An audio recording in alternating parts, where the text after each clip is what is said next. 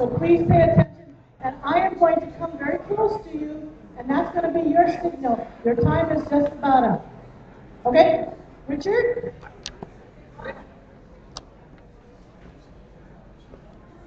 Thank you. My name is Richard Bileman. Hello, my name is Richard Bileman. Can you hear me now? I'm going to read you a statement that I got from Jim Kawakawa, who is the lead scientist in the Hawaii Volcanic Observatory. And some of you have heard it before, but many of you may not have heard it, and I'm going to read it to you. I asked Jim if the Hawaii Volcano Observatory had ever weighed in on geothermal. And here's his response. Richard, good question. HVO has not been formally asked to testify or submit information on geothermal development in Hawaii in the last several years. You have identified a relevant point that we have made before, but seems to have been overlooked in the current flood of interest in geothermal. That's what makes geo so attractive at Kilauea also poses a threat to the power generation facility and the customers that depend on it. You are correct that the lava flow hazard map that was developed designated Hazard Zone 1 as the most hazardous for lava flow because it is directly over a volcanic rift zone that erupts frequently. That hazard threatens homes and power plants alike. Of course, it's the same rift zone that is the most lucrative general geothermal target in the state. Now, I have one other comment, and it's relatively new. I've been talking to a fair number of people about the loss of ohia trees.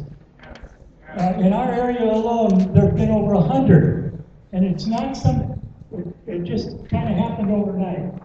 And I'm beginning to see some things in the literature that we need to take a look at the effect on our ohia trees. I'm not saying that it's geothermal. I'm just saying it's an environmental issue that I think that this group needs to take a look at.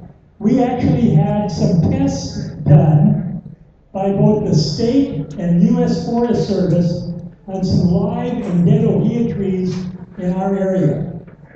And their testing basically said we didn't find anything. Thank you, Richard. Next is Elaine, and then Henry, and then after that is Corey. Corey Harding. Richard, if anybody wants to leave their comments so that the court reporter can confirm their statement, please come in. Thank you. Okay, I'm going to be talking about utility scale biomass energy. 2 points. One is on health and human safety, and the other is on energy efficiency. When it comes to biomass plants, what has not been commonly known is that here in Hawaii, there is a salt disposition that goes on the trees. And because of that salt and combustion, there's a much higher likelihood of dioxins and furans to be up the smokestack. Dioxins and furans are particulate matter that does not dissolve. It gets carried away in the wind. We breathe it. It becomes accumulated in our tissues. It gets taken up by roots of plants. It becomes part of our food chain. It can become part of milk from grasses that cows do. So dioxins and furans are very important because they're very toxic. They've been known to be associated with high rates of respiratory disease as well as cancer. At this point, no biomass plant on a small scale here in Hawaii is required to put in continuous emission controls for dioxins and furans. That is a mitigating feature that should be considered for the health and human safety of our population. No one escapes the wind drift of these particles, whether in breathing or in the food chain. It is very important. My second point is on energy efficiency of biomass plants.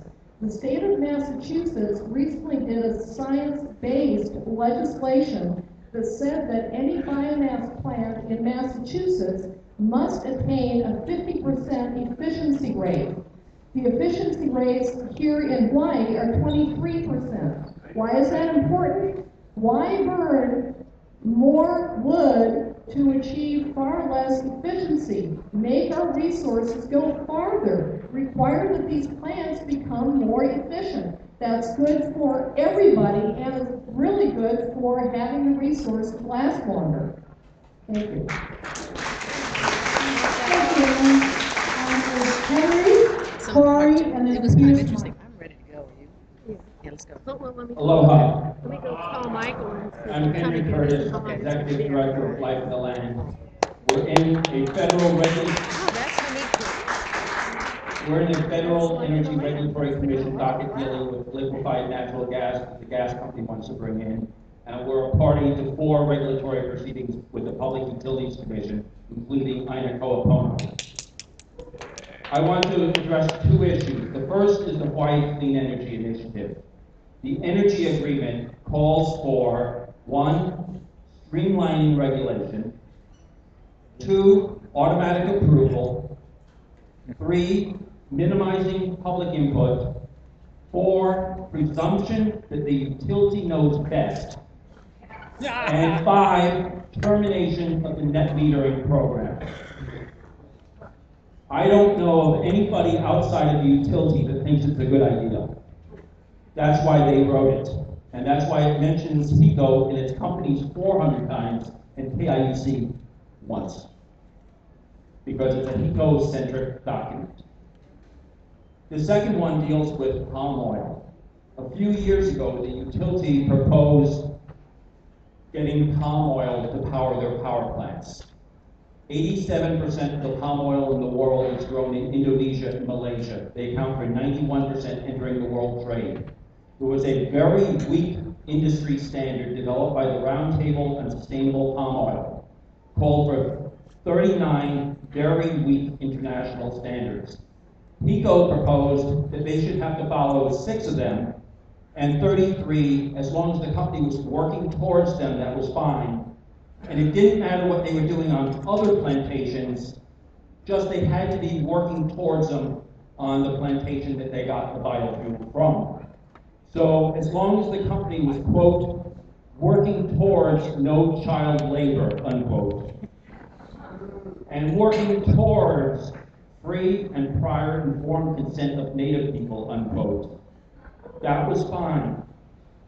So is palm oil legal? Yes. Is it renewable energy under state law? Yes. Does it meet RPS? Yes. Is it moral, ethical, or value-driven? No. Yeah. So I would hope that since clean energy is not defined, that you include that it has to be responsible energy forms. Thank you.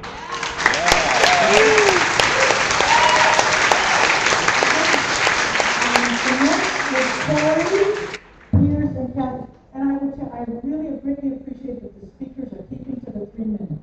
Thank you. Good evening. The Department of Energy should be commended for expanding the scope of the Big Wind PEIS and creating this opportunity for wise choices. And I hope those choices will include planning that involves everyone and that can refocus as times change, that we plan for environmentally friendly energy, that we have solutions that are creatively adapted to individual needs and individual places, that we have solutions that boost local economies, and that we have lots of megawatts, that's negative watts, otherwise known as conservation. About big wind, there were many studies done, but people cannot see them until after these hearings, and I think that's very unfortunate. I also think that perhaps this EIS should have been done years ago. What we've got is powerful interests looking to make a quick buck off anything that might remotely be called clean energy. I wonder if it is legal for clean energy proposals paid for by taxpayers to move forward before this EIS is complete.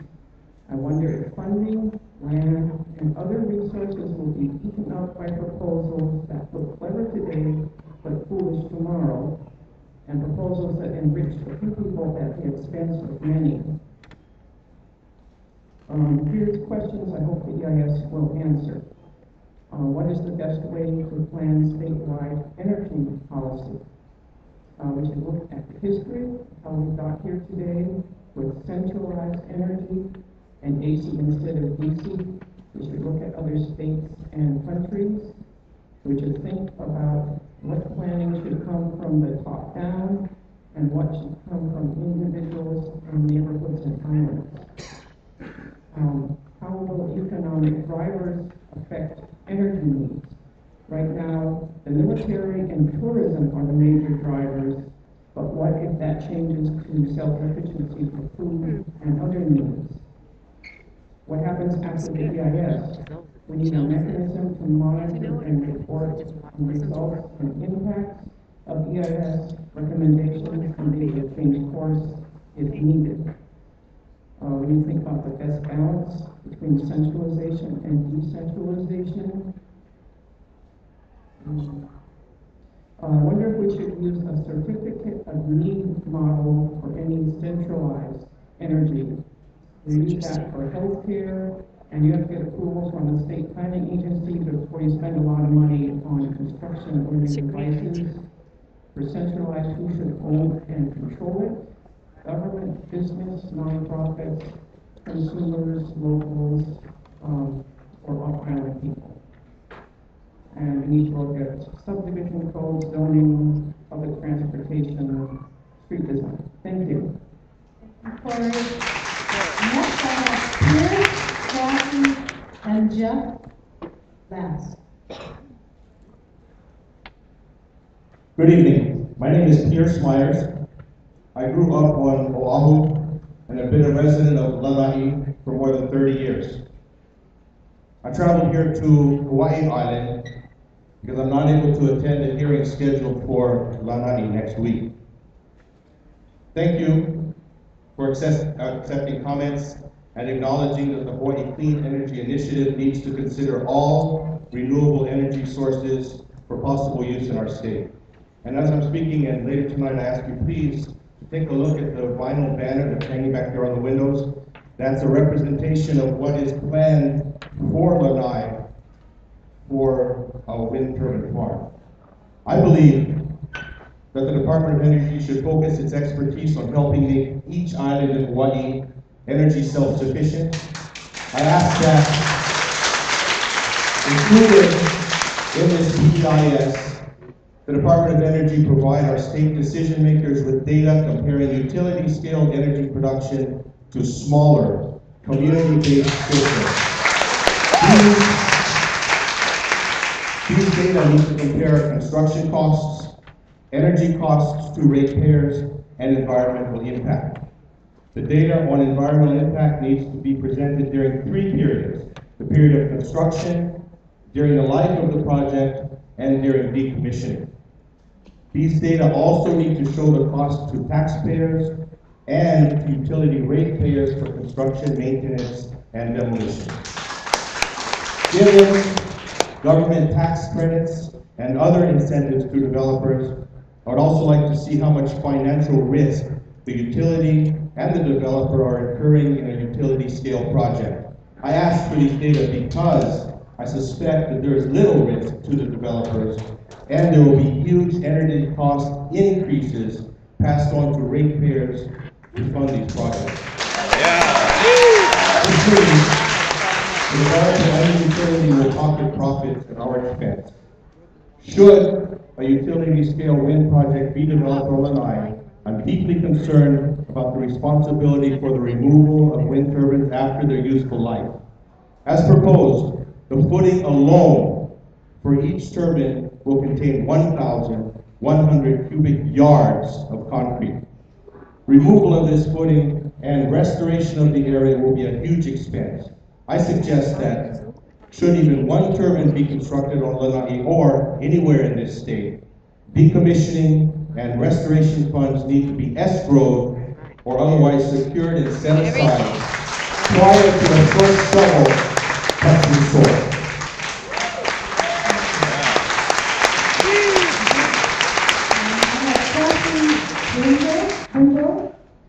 Jeff Bass and John Ota. Kathy, are you here? Oh, Kathy. So, I didn't realize I was next, and to tell you the truth, I'd rather be in brown class and be up here in front of you. You're scary. And I don't like to speak in front of people. I'm from Lanai also. People don't realize that on Lanai, this project would take a fourth of our island, a fourth. And possibly with the change in the harbor and access roads more than that. It's mind-boggling. I was trying to think of anything at all that would justify destroying a fourth of an island, your island. I couldn't think of anything at all. The cable itself, another problem, going to the whale sanctuary, that's got its own problems. I do believe that every island should be self-sufficient. In biology, there's a tenet, there's stability and diversity. And I think we need that diversity. We need to be individual and have a lot of different resources for our energy. I'm shaking her here. I think the windmills on the night, ecologically, I think it's a sin. Sociologically, for our town, it's a tragedy. Economically, for Murdoch and Castle and Cook, it's wonderful. They're going to make $100 million a year, $2 billion during the time of the project. For the nice people, it's going to be a mistake. People come to Lanai because it's unspoiled. We don't have a lot. We have 30 miles of paved road. The rest is four-wheel. They rent Jeeps. They rent Hummers. They go four-wheeling. They've never done that before. They don't see a two-story building. They don't see anything. But there are only really three places to go. If our Holly, our mountain area, is locked in from rain, there's only one other place, and then this area, which they're not going to go to see wind farms. So that's going to be a disaster. I've said this before, in closing, I'll say, Castle and Cook. I rent from Castle and Cook. 95% of the people who rent them and I do, and they won't let me have a clothesline because it looks bad.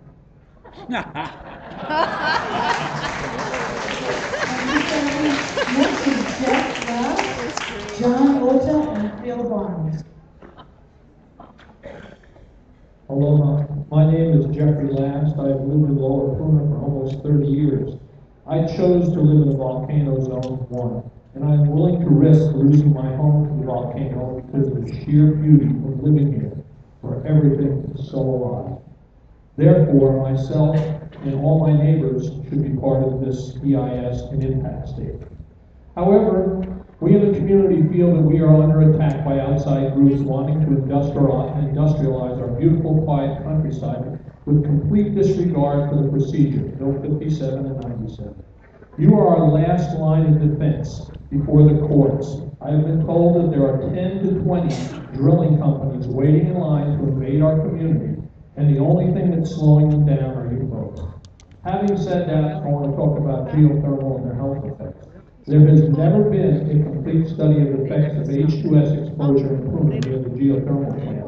The EPA has now stated that low-level exposure to H2S warrants H2S to be listed in EPCA 313 as a dangerous toxic. The monitoring of toxic gas releases into the community is shoddy and should be looked into. There is no warning system and very little follow-up of complaints of rotten egg smell in the community. PG&E has admitted that on average 40 gallons of pentane is unaccounted for daily. Average. Is that exactly? What about spikes? What if huge amounts of pentane should blow up in an earthquake? The nearest resident is 2,000 feet away from PG&E. Lots of time to get them out. 7 years ago in November, we had 29 inches of rain in one day. There was flooding over the rest of the island. The water was up to the ankles in my backyard. 2 hours after the rain stopped, the water was gone. Lower Puna is a sieve with cracks, tubes, and rocks over cinder. In order to produce 30 megawatts of energy, PG&E reinjects 3 gallons a minute, 180,000 gallons an hour, 4,320,000 gallons a day of brine to produce 30 megawatts. The project is calling for 1,000 megawatts of electricity generation, 30 times the amount of PG production. Simple math, 142,560,000 gallons a day are going to be re-injected into Puna. What about our groundwater with those numbers? Here's a question. Re-injection on a small scale has been proven to have earthquakes. What is 142 million gallons going to do? What about our pristine ocean? Who is responsible for monitoring the injectate in the ocean quality? The brine eats up the seals in the steel pipes. No leaks in this closed system? If the resource cools down, as it appears to be doing, check with PG&E, are they then going to start fracking for heat source in our unstable and volcanic zone? Okay. Anyway, I'll leave my comments with the noise. We have to have study of low frequency noise, low frequency emissions. People live 2,000 feet from this plant, and it constantly is going for 24/7. What about their health effects? Okay, thank you. I'll leave it. And again, if you have a written comment, you can use them as a co-recorder. Next is, no, it's John Ota. Ota. I've got John Ota next. John Ota, Phil Barnes, and Moani Fiala Aka. My name is John Ota. I'm born and raised on this island. In my travels, I've been to many parts of this world. I worked 13 years in Saudi Arabia. In 1976, Saudi Arabia had a whole village, 22,500 people, powered and supported by solar power. At that time, the United States never even heard of solar power. Before I left Saudi Arabia, they had light poles throughout the larger towns, Jeddah, Riyadh, Bahrain, all those places, all powered by solar, all light poles, controlled by computers, off and on. That was it. The whole place was powered by solar. Now, we're talking about alternative energy here. The United States is so far behind the rest of the world, it's not even funny. They haven't even thought about some of these projects other countries are using. I found out that in my travels, like I said, that there are many, many other countries, technologically, they are more far advanced than we will ever be for quite a while. Like the big wind turbine that they proclaimed that they're going to use to generate electricity over in Lanai. A gentleman was just up here. Anyway, I can say that they have created wind power that does not use 400 feet of space to drive a blade. They have created smaller versions of it that is more efficient, that can provide 65% more efficient electrical power. with other alternative means. This is something maybe the DOE should look into, because what they're trying to build in Lanai adds too much blade, too much wind is required to even drive those blades. And then the bird's going to go running into all those things. What about all those things? The destruction is going to create. The big platform that is in. This other alternative I'm talking about doesn't require 6 feet space to put it up. And it can put out more electricity than those big turbines can. Thank you. We're done. One, two, a couple, and there again.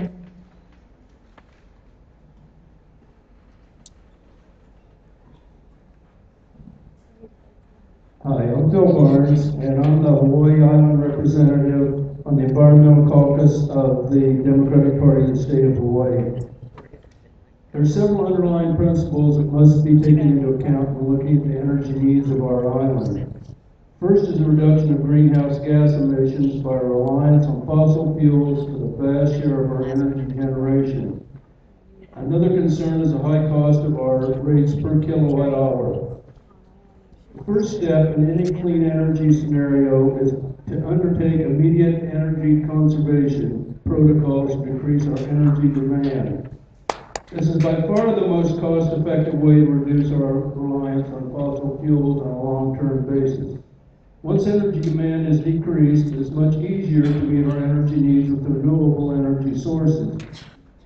In terms of reducing our energy costs, renewables have a big advantage in our state and our island particularly. With all the talk,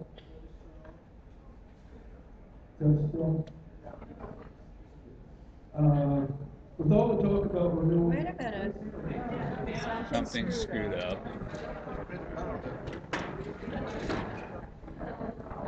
Okay.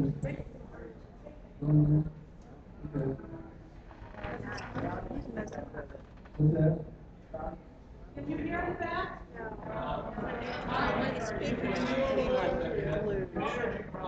Energy. Can you hear now? Try it again. Okay. Yeah, with all the talk about how renewable energy is becoming much more viable on mainland, imagine how much more viable it must be here in the islands where our energy costs are 3 times as high. It just makes it, 3 times more viable here. I mean, if they can have wind farms in Indiana where they've got cheap coal and natural gas in abundance, what's a holdup to more renewables here? Hawaii Island, along with other islands, must meet our energy needs independently at the local level. Energy loss due to long-distance transmission is just another missed effort at energy conservation. As with other islands in the state, we have our unique local sources of energy. Distributed solar energy with rooftop PV panels should be greatly encouraged throughout the state. All of the roadblocks and obstacles of limiting what percentage of houses in a given area can be cleared for PV should be eliminated immediately. Low-cost loans and grants should be expanded to make this option available for a larger percentage of our population. For utility-scale renewable energy, we also have many opportunities here. Wind energy should be expanded in locations with sufficient wind resources while also meeting appropriate environmental and cultural considerations. I was going to say a word about geothermal, but I'm sure this will be testified to by 50 people, so I'll just skip that. On the leeward side of the island, there's a possibility. It's too low. Okay. No. Testing. Just keep talking. Just talk. I am. Yeah, It's not doing it. Put the volume back up. Volume up. Put the volume back up. I'd rather have it too loud. Hello? Okay. Off and on. Okay. Yeah, on the leeward side of the possible to greatly expand solar thermal generation in the North Kona area. This can serve as a baseline power generation as power is produced for hours after the sun goes down. OTEC is another energy source that has long been explored in Kona, and with new pumping technology could be expanded. The future tidal and wave energy, biogasification, many other options. As stated previously, these options are now viable on the mainland, and with our high electric rates, they should be more cost effective here in Hawaii. We need to move to renewables. And remember, when you go, you can say you can do Moana Keala Akaka, Larry Gearing, and Don Petty.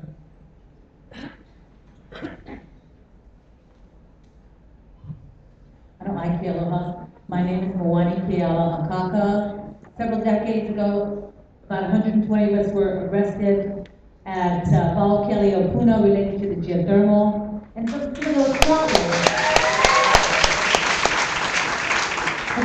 problems, still exist. You hear someone talking about hydrogen sulfide poisoning. We had a pharmacologist called with his master's degree in pharmacology who'd done a study on the detrimental effects of geothermal energy, and part of that was hydrogen sulfide poisoning, which is still talked about. And although geothermal was out of the public view for a number of years, to find out that people in Puna have been suffering. Sure. The fact that people in Puna are still suffering from the ramifications of the geothermal energy that's now going on, and we're talking decades later, is absurd that people are still getting sick, and yet no one has done anything about it in these past decades. Why weren't the government officials doing anything about this? And why does the Department of Energy step in? The fact that people are suffering from the ramifications of geothermal energy from the now existing plants. We need more solar energy. And is it because they can't charge us for the sun that there's not more of a concentration being put on solar energy in a place where we have so much sun, especially in the Kona side? It's absurd. We should have, there's ocean energy as well. And this whole thing about using limu and seaweed for energy at the cost of $26 per gallon is absurd. We should have, every island should provide its own energy. We live on the neighbor islands out of choice because we want a quality of life that's very positive.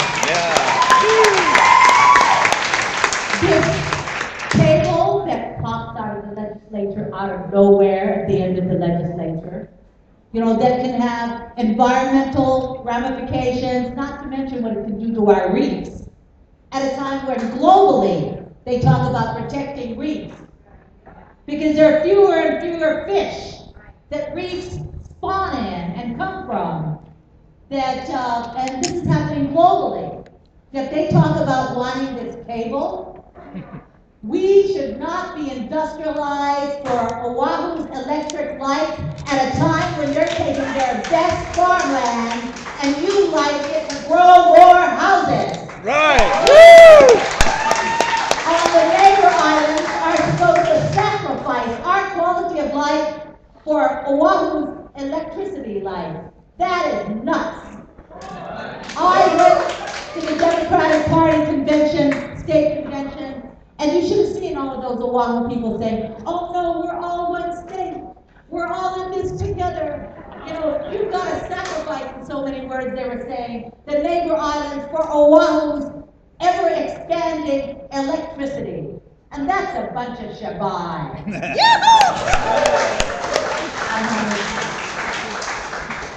And this whole thing about PERPA, price per barrel of oil that's been going on. We've had this geothermal for all these decades. That is a gift from the INA. And and there are many of us that feel it's a desecration to Pele. Yeah. That they were charging us the same price as electricity. It is up to us, we, the people of the Big Island and the neighbor islands, to move against this oppression of might makes right from Oahu that wants us to be sacrificed for their electric life. Also, I want to add that within last year, there was an article in the newspapers by Hilco saying that we will save a couple of cents with geothermal in there. A couple of cents. And in 20 years, we'll save $1.50. Now, what do you call that? I call that us being exploited, and enough is enough. Thank you.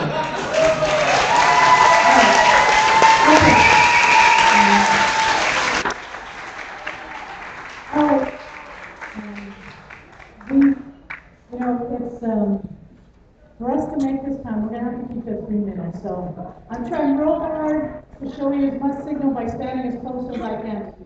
So the next speaker is Don Petty, then Paul Kuykendall, and then Susan Wakeland. So Don, are you here? Right. Okay.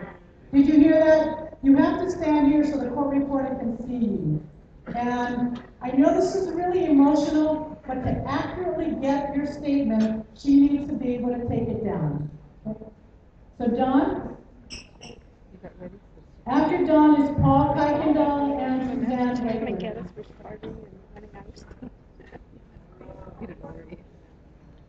I had a question. You guys were talking about 70% resource, 70% renewable resources. What was being put into effect for management and for waste management and disposal for the other 30%? Don, what we decided was we were going to hold the questions after everybody made a comment. So would you like to make a comment? Okay. All right. Then if you don't mind, what we decided to do was the group said, let's take the comments first. So Don, if we have time, we'll take your question. Okay, the next one is Paul Kuykendall, Suzanne Wakeland, and then Russell Ruderman. Yeah.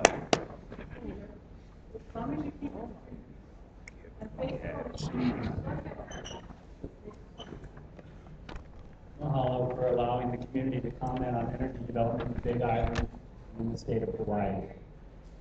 I would like to request that the DOE in the state of Hawaii take a serious look at the recommendations of Henry Curtis and Life of the Land regarding alternative energy distribution, especially ending the grid as we know it, and focusing on microgrids or energy-independent homesteads. This would alleviate the need for utility-scale power generation and the inherent problems they include, including high costs and environmental and community impacts. I live within 1 mile of Puna Geothermal Venture, Hawaii's utility-scale geothermal plant. I'd like to share with you my experience with that plant and those of my neighbors. I am doing this as an experienced way based of describing my concerns about any utility-scale geothermal in Hawaii. The common theme between what has happened in Puna and any proposed geothermal plant is that Hawaii's geology makes the development of geothermal more toxic than in other locations. This, coupled with poor oversight, has led to numerous problems, which I'm afraid would be repeated with any geothermal development.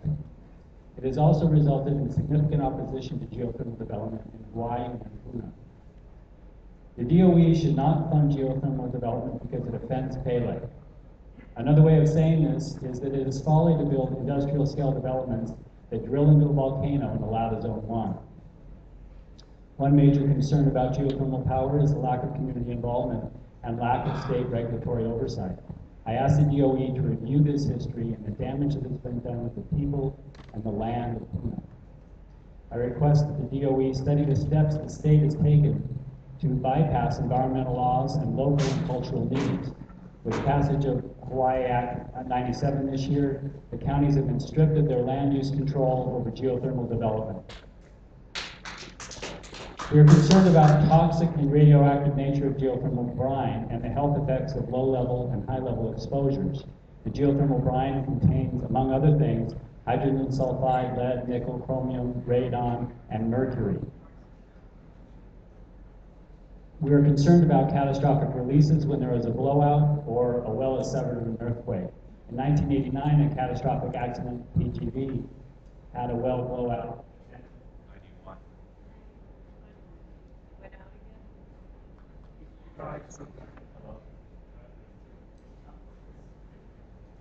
Hello? Hello? Hello? Maybe you can stand up. Hello?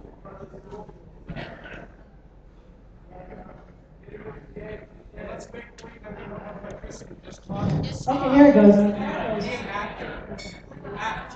So, in 1991, there was a catastrophic accident that had 2,000 pounds of hydrogen sulfide over a 31-hour period, killing animals and forcing the evacuation from the residents. Right now, PGB is pumping 3,000 gallons per minute of toxic brine back into injection wells. If a pentane explosion, earthquake, or hurricane breaks their pipes, it would take minutes for the air, land, and water to be irrevocably fouled. We're concerned about poor emergency planning. We're concerned about health risks. We're concerned about ongoing noise. And we're concerned about the release of explosive gases such as pentane. For these reasons, we request the DOE and the state of Hawaii pursue no further utility-scale geothermal development in Hawaii. We feel it is unsafe, unwise, costly, inefficient, and unnecessary. Mahalo. Thank you. Next is Suzanne, Russell, and Barbara. I really appreciate the emotions. I just want to let you know that when you clap, or you're just taking time away from the speaker, and that's okay. I don't want in any way to stop you from doing that, but understand that that's into their time. Thank you. Aloha, I'm Suzanne Wakeman. I will be submitting a written testimony with detailed questions and concerns. But for now, I want to go on the record that I support efforts to shift from petroleum-based energy to renewable sources. I want energy development to properly address the Hawaiian cultural, historic, environmental, economic, and health concerns. I request that the DOE investigate and address this. I do not agree with the proposals for large-scale centralized systems. We must look to smaller distributed systems, energy efficiency and conservation. I request that the DOE investigate this. I do not accept the push by the state for geothermal in Hawaii. Solar is a far better option, and I request that the DOE investigate this. I do not accept the industrialization of Hawaii or long-distance power transmission. I request that the DOE properly investigate this. I do not accept energy development as a money-making enterprise at the expense of the land, the nature, Hawaiian culture, and people. I request that the DOE investigate this. This is an opportunity, and I appreciate that the EIS process can help us determine and implement the very best policies for our islands. Mahalo. Thank you. I have Russell, Barbara, Con Manger, and John Olson. Aloha, my name is Russell Ruderman. Thank you for doing this EIS. I'm going to talk briefly just about geothermal and why you're hearing so much about it here. It's because we're the folks, as you go around the state, we're the people who have had direct experience with it. And I hope that when you analyze geothermal's options for the state, that you look at the real experience of geothermal in Hawaii, which is different from geothermal elsewhere, And I hope you pay attention to the experience of the people who have actually lived near this plant and take that into account. Here we have not yet found out the cost of geothermal in Hawaii. We're still relocating people. We haven't done the health studies. We haven't seen the massive lawsuits that are going to come after the health studies. I hope that as you, in sympathy with the people from Lanai, one of the things that I want to urge is that you value healthy communities and plan energy that will not harm our communities. We have precious little land here that's very highly loved, and we don't want to sacrifice any more of it because it's not necessary.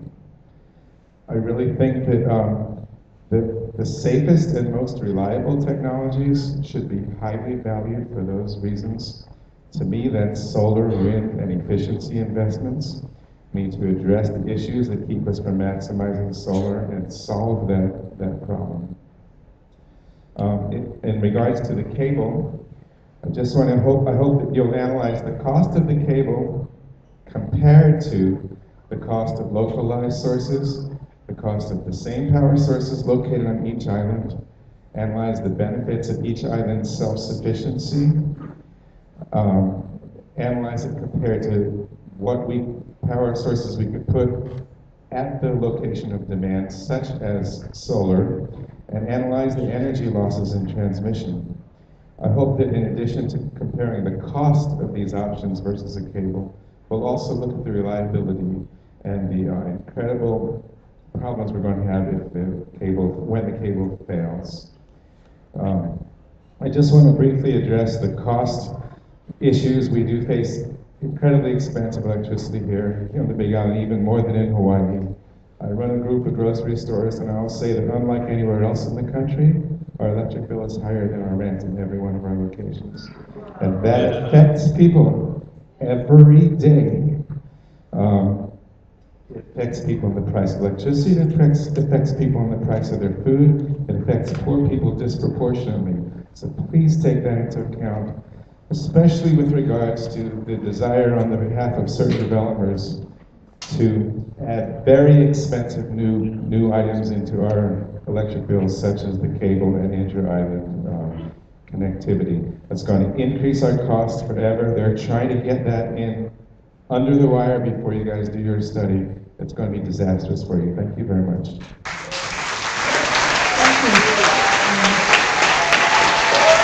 Next speaker is Barbara, John, and Rodney.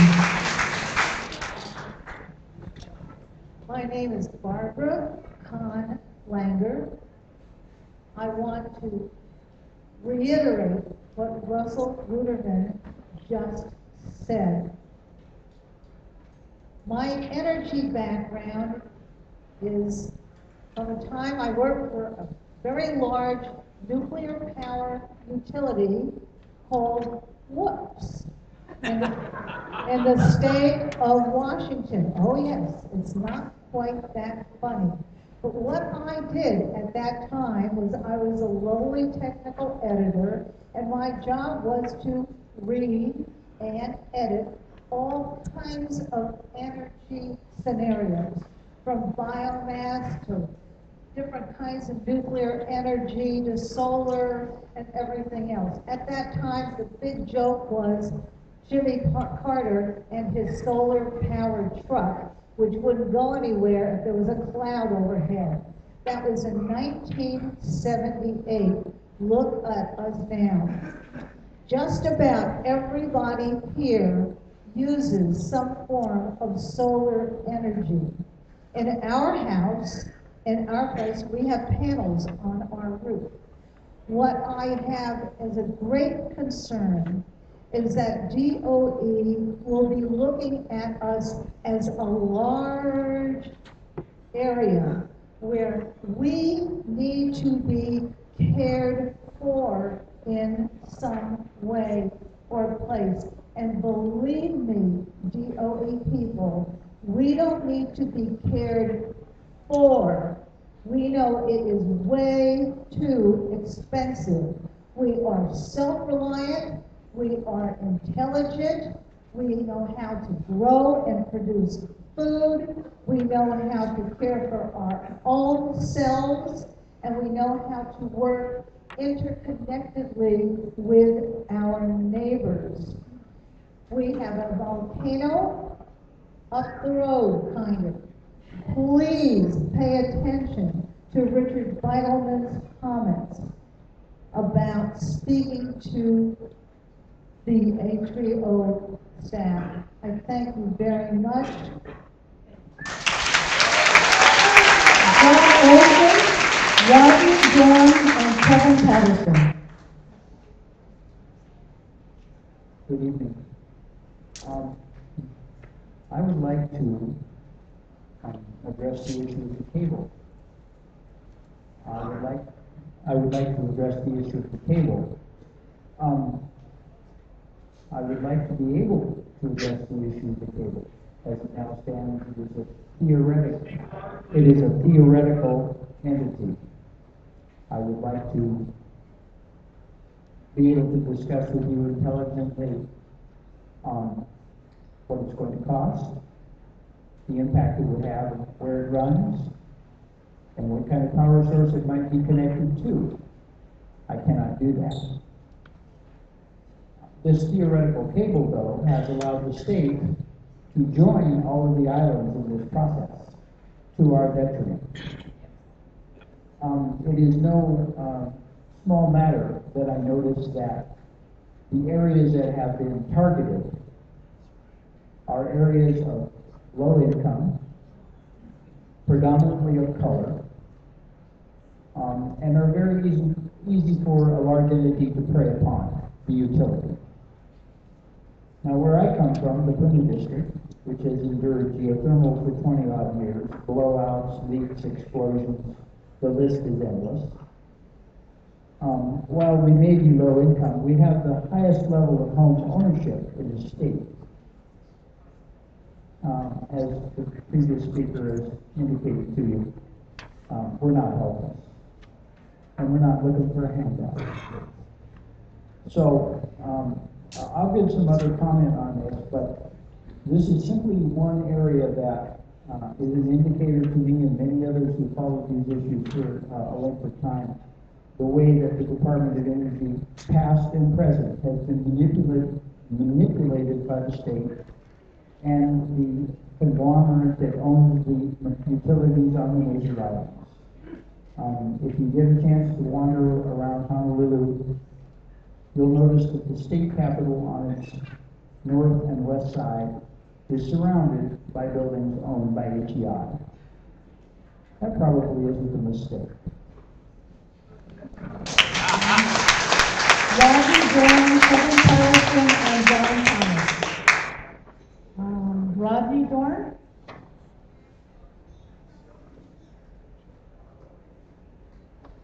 Okay, I don't see Rodney. Do we have Kevin Patterson? John Thomas. Michael Heisen. Star Newland. Oh, Michael? Okay.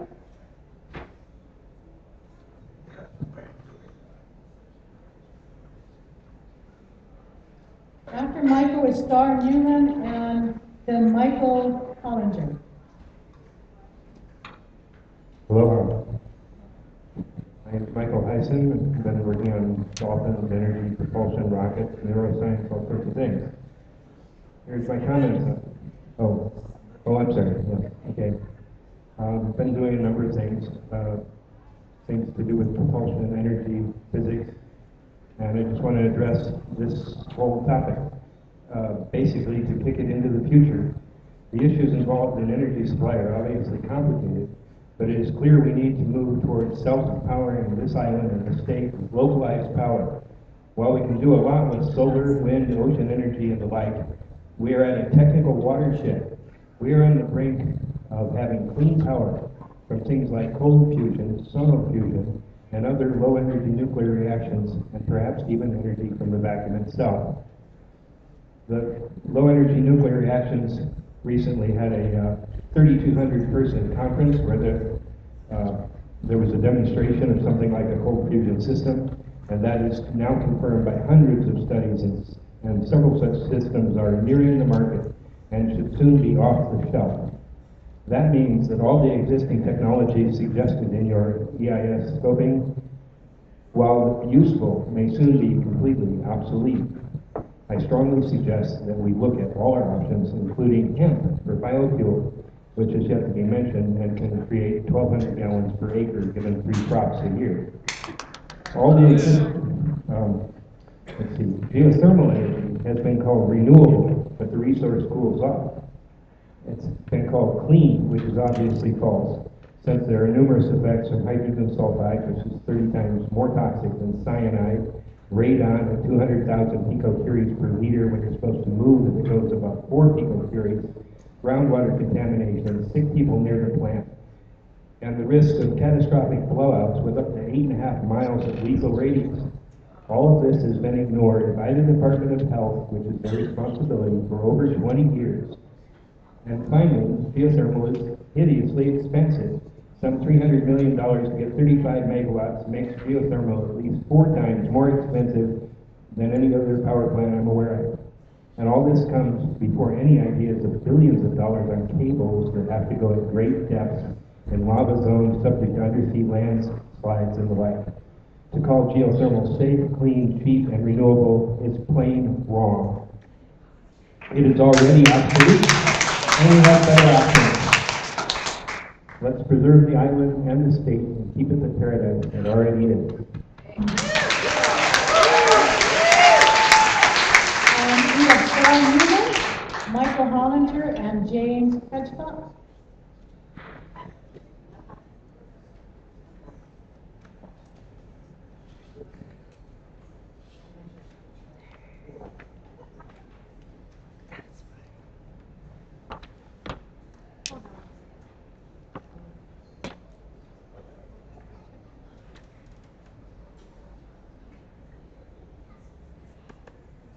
I have to get ready.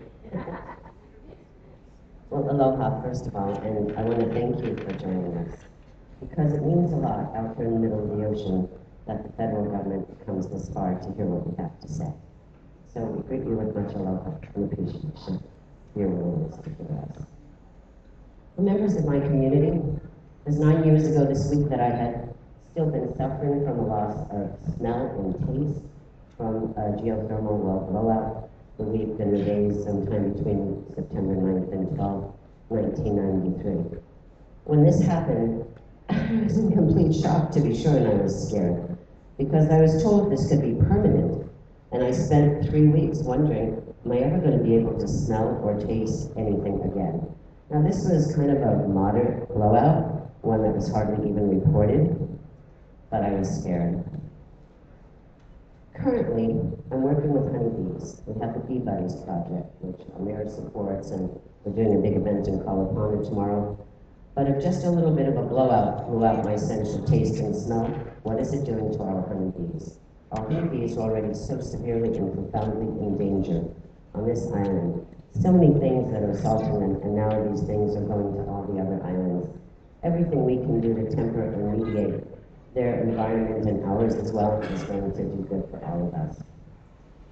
And then the other day when I heard that they were fixing to start drilling up in Piki Cow and Hulalai up there, Hulaloa, whatever, I was driving down the Red Road, and I thought, oh my God, what are they thinking? I could be driving to the Red Road and be seeing drilling rigs here like I'm in Texas or Oklahoma or California. People spend years of their lives working to create a holiday so they could come here and visit Hawaii, our beautiful paradise. Are they going to come here and want to see that? Zero. Do I even want to live here if that should happen? I'll do everything I can to help stop it. I went to a meeting with John Olson and a number of community people some years ago about what would we do if there was a geothermal blowout. I went to about 3 of these meetings, and the last one, what he said when it could blow out and the whole land could melt and run down to the ocean with the lava. I was like, this is too scary. I gotta stop going to these meetings. Because if it's that bad, what are we going to do? We just have to stop. We have to be mindful of what we're doing. So I've been thinking about this along with other things, and the first thought that comes to mind, especially after India lost its power for 2 days and 1 billion people had zero electricity on them, we have to diversify. I came up with the concept of self-powering. And I came up with the idea of asking our mayor to please call some kind of challenge to the brilliant people of our island to come together, to come out of your basements and your garages, the inventors, the girls, the boys, the men, the women, who are out there figuring out what we can do to make things better. We're here to make things better. We came to this island to help make a difference. This is our opportunity to do that. That's it. We're here to be the solutions. Thank you. Next is Michael Ballinger, James Hitchcock, and Henry Horton.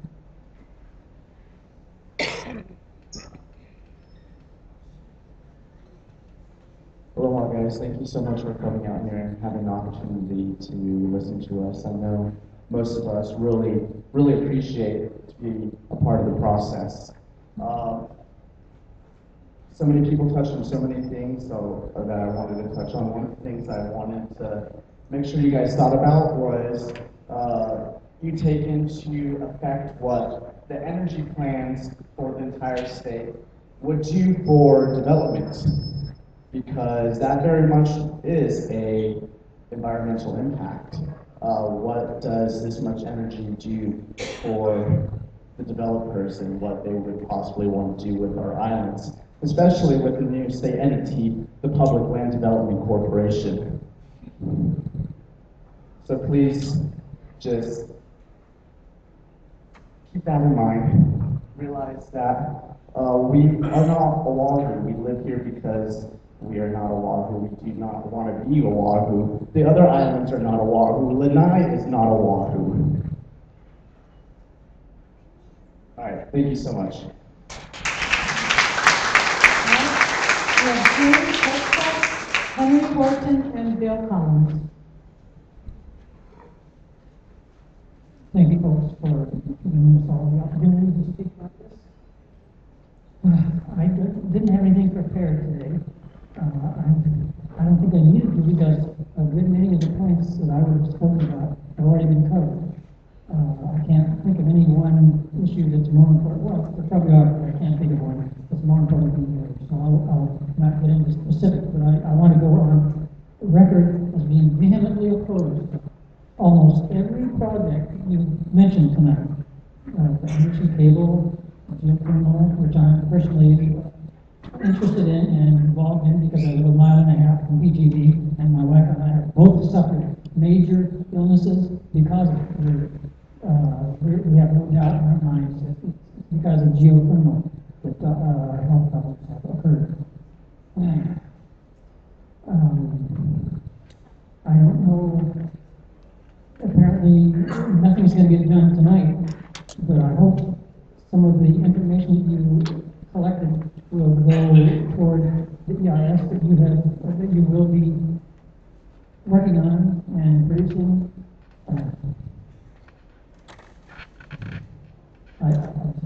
I'm amazed.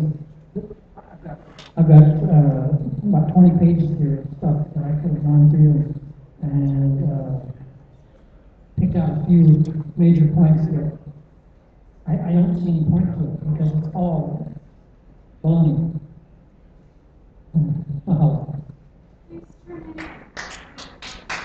I intend to get. And you are James Hitchcock, right? Okay. Next I have Henry Horton, Bill Collins, and Tracy Hitchcock. Could you state your name for the record too? Because I know I'm calling your name, but I want to make sure the court reporter is getting it as well. Aloha kako, can you hear me? Hello. I haven't been able to hear hardly a thing because the system is so terrible. Mahalo for being here, for giving us this opportunity. We are dealing with the oldest story in human history.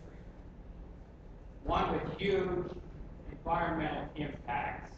The city eats the country and spits out garbage.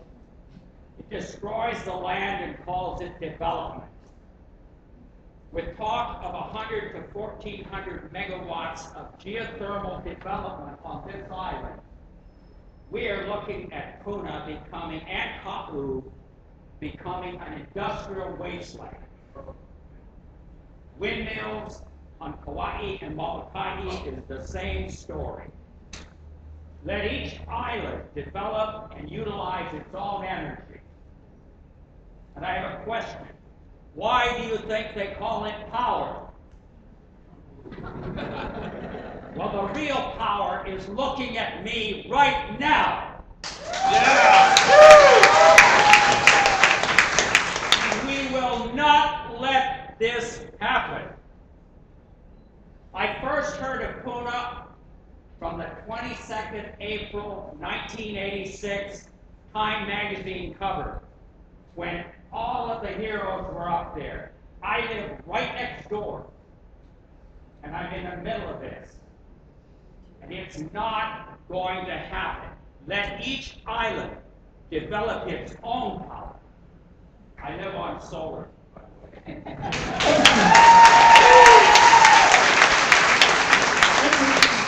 I've got Bill Collins, Tracy Hedgecock, and then Haley Johnson.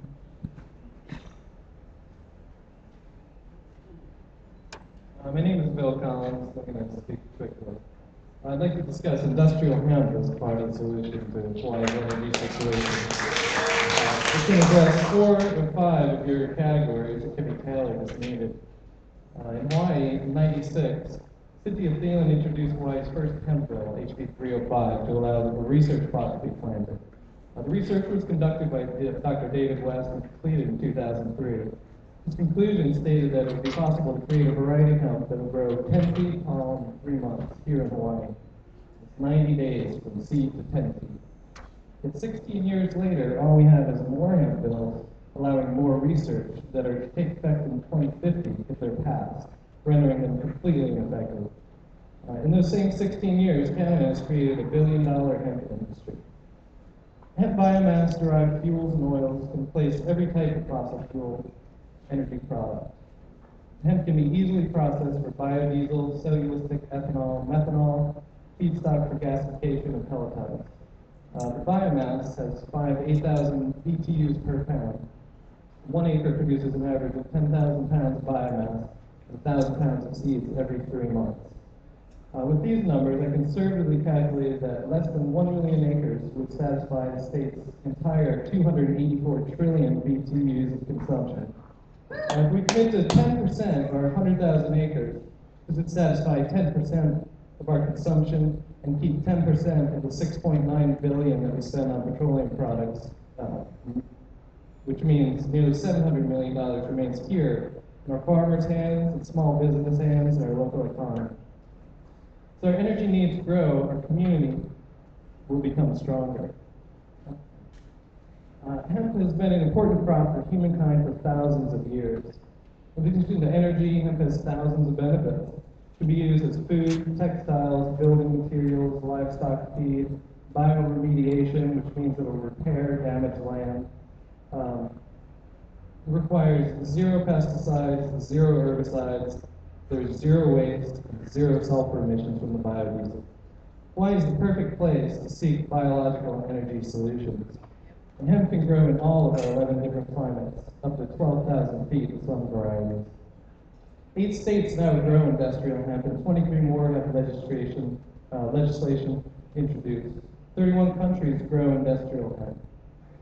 The Hawaiian people deserve to be included and share the benefits of a long-term, sustainable, renewable, green energy solution like industrial hemp. There are challenges. New legislation needs to be written, but we have recently seen how quickly legislation can move through Hawaii with the passage of the PLBC legislation. Possibly support from the DOE and the people may be the incentive necessary to overcome these challenges. So please consider industrial hemp as a real solution for the people of Hawaii.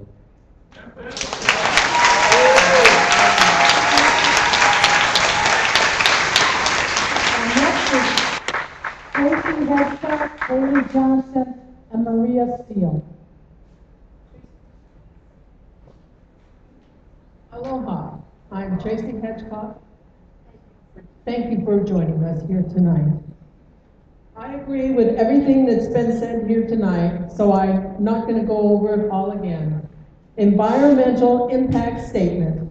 I am opposed to geothermal windmills, inner island cables to be developed here anywhere in the state of Hawaii.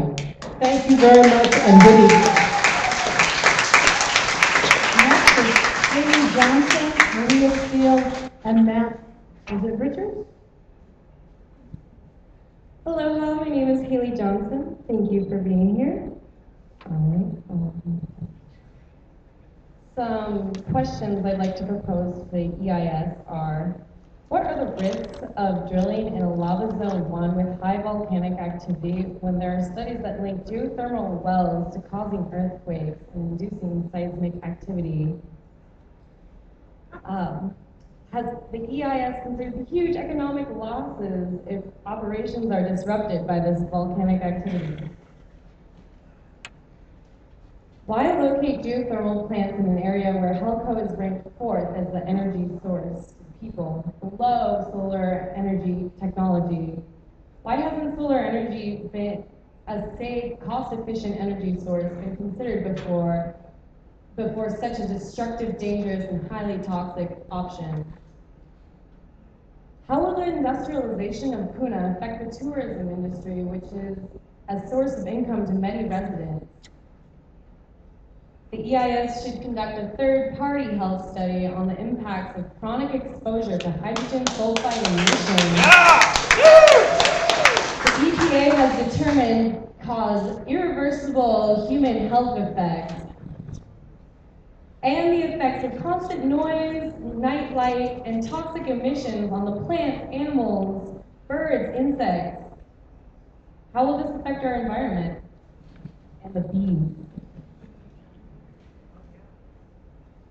How will the population be compensated for the reduced property value caused by the close proximity of the geothermal plants? Will a relocation program be implemented for those living close to the wells? EIS should identify the entity responsible to provide insurance for those forced to move due to the problems arising from the projects considered. And finally, has the EIS considered the negative publicity and civil unrest likely to occur if future geothermal drilling attempts try to proceed? Next,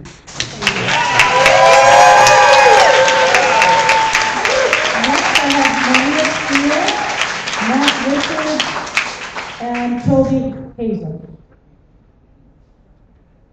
Aloha, my name is Maria Steele, and I live about 2 miles away from the current geothermal well. And these are some of my concerns that I just wanted to highlight, which everyone who's talked about the geothermal has already addressed, but I just want to make a few points here.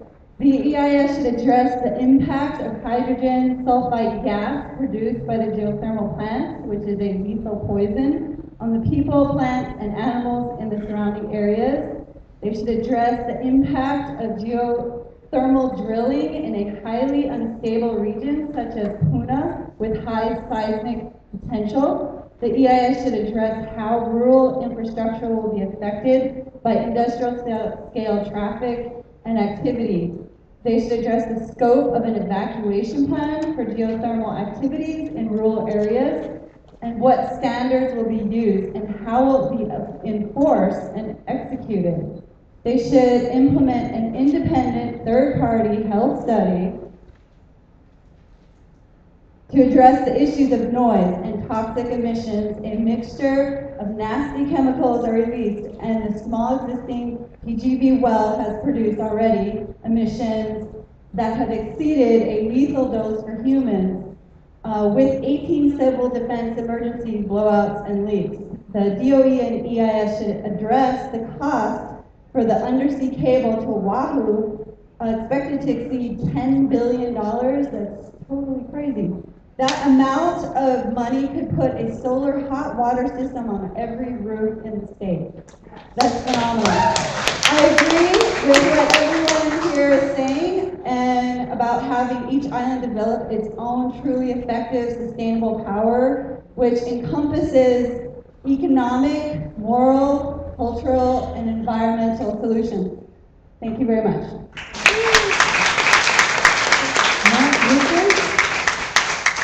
Toby Hazel, Is it Dylan Johnson? Are you? Okay. I really thank all of you. You're doing a great job. We're about halfway through the list, so thank you for your cooperation. Matt Richards, are you here? Okay. Toby Hazel, are you here? Dylan Johnson? Okay.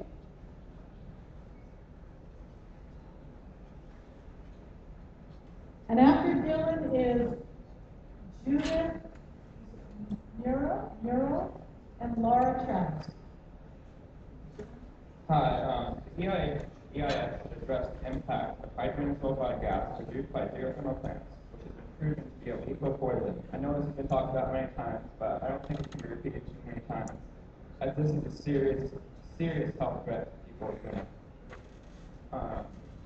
The EIS should address the effects on the groundwater, considering the reinjection of contaminated fluids at geothermal plants. Specific questions regarding groundwater are: what distance from the plant will groundwater from the plant affect plants, animals, and people's wells? How will the plant protect against damages to pipes that could occur in a natural disaster, such as an earthquake, to prevent the groundwater pollution from seeping into the ocean and surrounding area? What kind of radius will the groundwater be affected? How will groundwater be monitored to ensure people's wells are not poisoned, as well as the ocean and the plants in the surrounding environment? The EIS needs to address the handling and disposing of pentane and the dangers of an explosion caused by an earthquake, lightning strike, lava, or other natural disaster, and the aftermaths, such as uncontrolled venting in Puna, which could cause unimaginable damage to Puna, irreversible.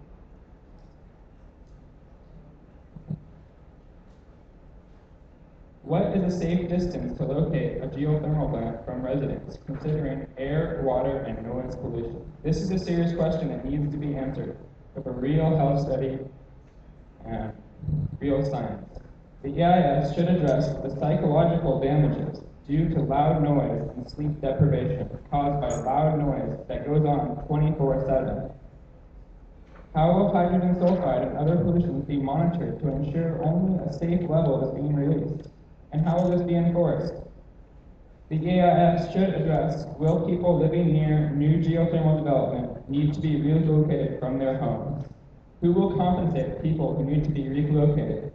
Considering that PGV, one small well, which has caused 18 civil defense emergencies and one blowout that required evacuation, how could a large scale that has been estimated at approximately 10 or 20 times that size in the same community affect the surrounding community?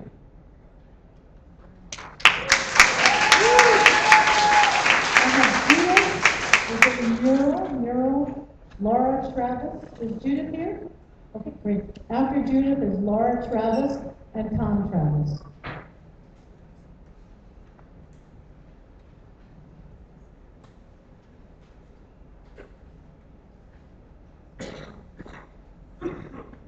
Hello. I'm so glad that all the people from our community are here to support our community. And it's really a shame, actually, that we're here, because we shouldn't have to be here if our country was looking out for us and for our interests. They want to talk about clean energy. Just because you put the word clean in front of energy doesn't make it clean. Another one is that you mentioned the preservation of parks, endangered species, etc. What about the residential community? What about its people? If the United States cannot lead as an example to the rest of the world, let's follow Germany and Spain. And I oppose this endeavor. And I know you all too. That's all. Laura Travis, Tom Travis, and Daniel Cunningham. Is Laura here? They left. We are on number 30. Did Laura tell me? So we are number 37. Daniel Cunningham? Okay, and then after Daniel, I've got Joyce, Paulina, and Gregory Smith. Rothschild made the statement, perhaps people have heard this before, if I control the currency, I care not what laws they make, I will determine their destiny. Until we have publicly owned currency, and our economy was a cannabis economy until Rockefeller said, competition is a sin, and petroleum took over cannabis. We have a petroleum economy, and now petroleum is in high price and short supply, and nuclear is they suppress science and deserves recognition to be a free energy technology that would set us free in the hands of uninformed people. Hemp, nuclear, and the prospect of a state-owned bank by which to build a floating city make living on land obsolete, turn this back into a bird sanctuary. Wouldn't that be a nice idea?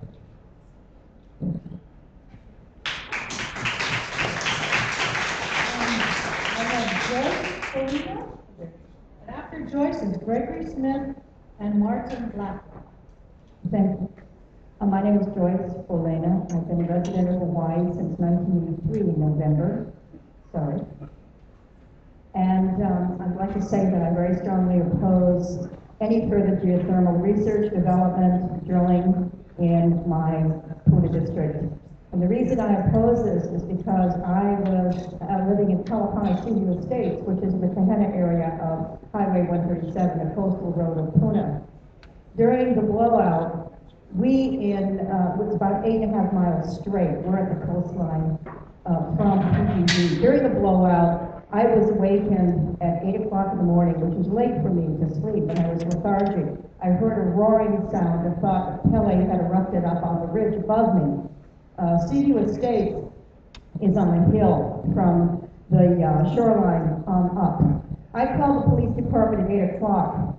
I was experiencing classic H2S symptoms. I didn't know they were symptoms of H2S. I had a headache, my synovial joints hurt, I had running water, diarrhea, I had running clear mucus from my nose, and I was shaking, and I was very, very frightened. I called the police department, and they said, they have a small problem at PGV. I said, small problem, my A. And he said, look, lady, I told you they have a small problem at PGV, and he hung up in my ear. I want this EIS in its scope to include the wind drift, the trade wind drift from PGV to an 8 to 10 mile radius to the coast, because while PGV was exhibiting venting, the blowouts, well cleanouts, we were sick.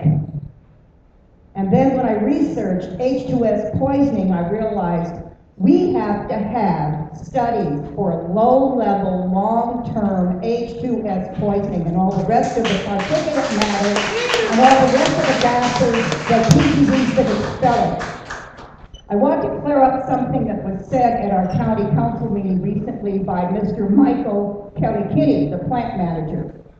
When Mr. Kelly-Kinney was asked, we've been having complaints of some of the residents that their houses were shaking because of PGV and the drilling. I was in the house that shook.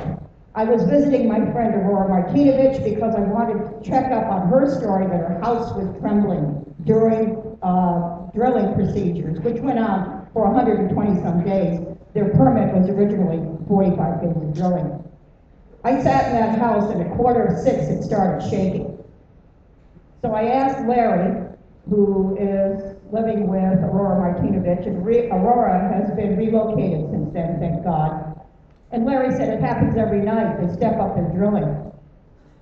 So when Michael Kelly-Kinney was asked about this by Brenda Ford at our council, and I want UEIS people to understand this, because this is why we do not trust format.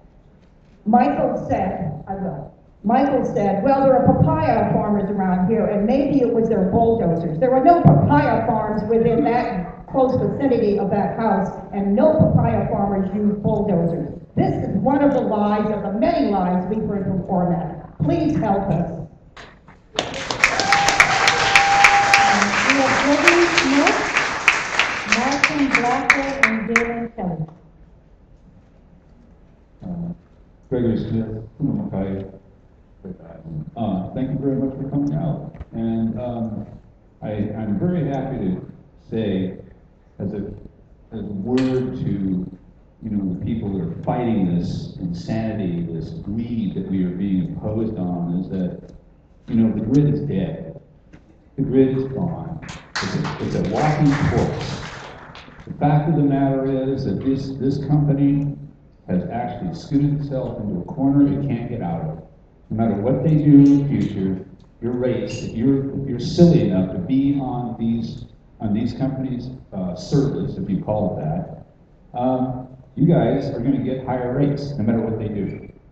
The alternatives that have been mentioned tonight are the way to give our future, particularly in the way of biofuel, biomass. I mean, we have close to 200 times more farmland on these islands open because of the old sugar industry that we actually need to actually grow food. There's absolutely no conflict with food or fuel in the state of Hawaii, none, particularly with our year-round growing. The fact of the matter is 4% of our farmland on this island will only have to be used to take care of all our energy needs. The brother mentioned the hemp.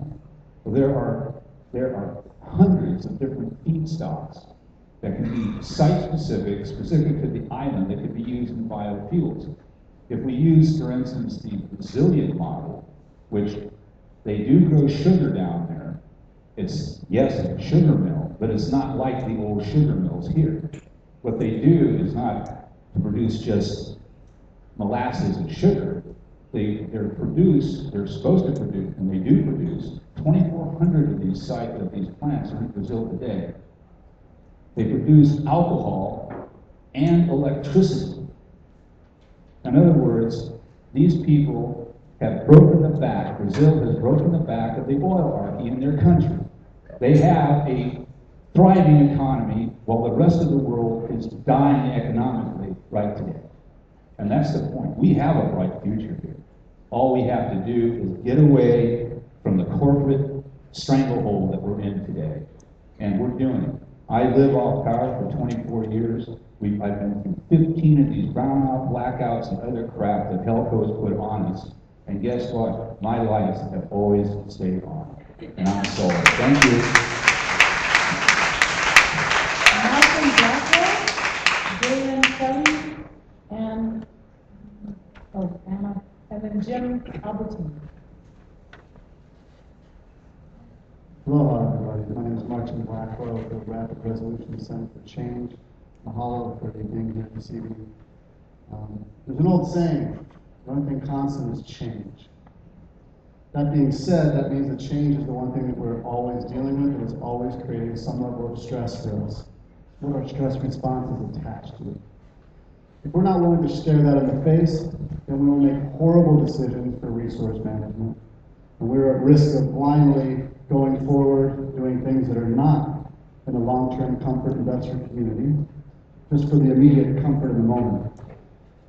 If this is going to change, we're all going to have to change the way we look at it and the way that we approach it, energy, but our own selves, and always be willing to look at ourselves and our struggle with change. So those people in Pune who are struggling and reacting to this, understandably, have to be aware that the powers that be are just seeing that as your own overreaction to change.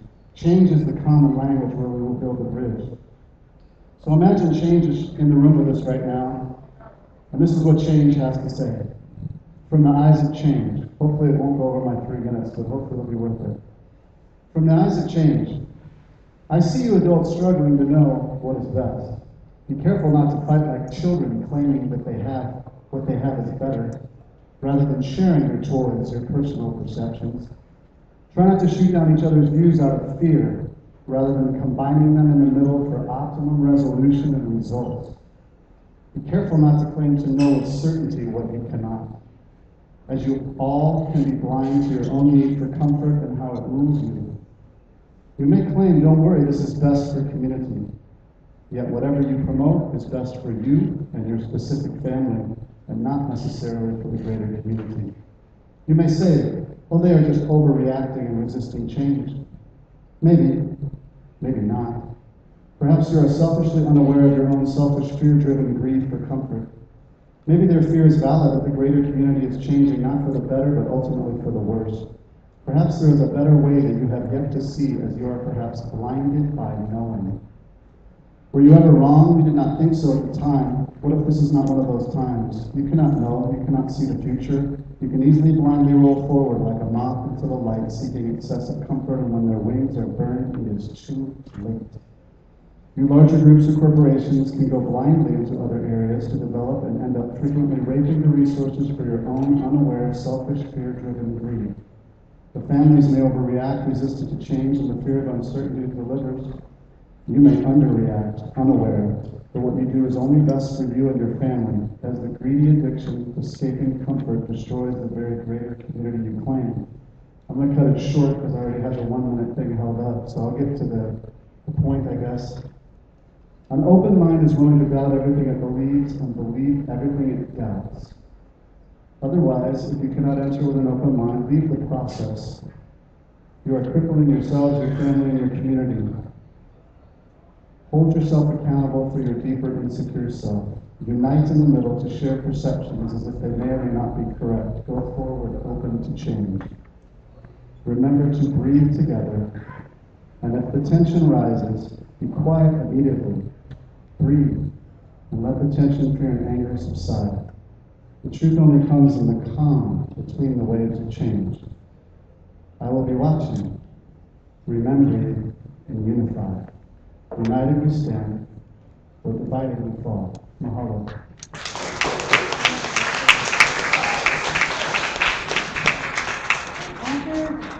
I have Galen Kelly, Jim Albertini, and then Molly McLaughlin. Aloha, I'm Galen Kelly. Uncle Sam, are you still here? He just left. Some of us, it's a long night, so, Polly Kapu, are you here? Well, to any of our kupuna who are here, I'd like to just say my heart and prayers are with you, and that I hope that one day all of the outcome of these decisions will be again in your hands where they belong because of your wisdom and your experience. That's hundreds and hundreds of years of knowing how to manage the land and the resources here without creating any suffering or scarcity. I'd also like to say thank you to Jim Albertini and Robert Patrici for letting me know the urgency of this issue and making me want to fight harder, especially for our keiki, so we can let them know we're leaving them a safe and beautiful world. I'd like to be on the record in complete, profound opposition to geothermal. I see it as anti-aloha, anti-pono, and very scary. I also want to add beyond that, in terms of the presentation here tonight, one of the suggestions was for smart grid. Smart grid. If you have any experience with studying UN Agenda 21, smart grid comes out of there. They're trying to implement it globally in communities everywhere. And it basically is supposed to be monitoring our carbon footprint and our energy usage. And what it does do besides that is create a control grid that is very into surveillance and invasion of privacy. It will start out with they'll want to know how many times a day you flush your toilet and when your lights are on and when you do your laundry. But the repercussions from that can go into greater spying and greater invasion of privacy. It's being implemented first through what they call smart meters, which are now being proven to be very toxic and dangerous. Some are even blowing up. So there's a whole refuse the smart meter movement going on. If you're not aware of that, try to get informed about it and refuse the smart meter. It's what some call a form of global totalitarianism, and what it does is it makes our rulings come from a half a world away at the UN deciding our policies, and it kills local self-determinism. And so we have to be really careful with that. And I just want to say in closing that I want to be able to tell my grandbabies that I fought and I did what I could to stop the poisoning. God bless you all.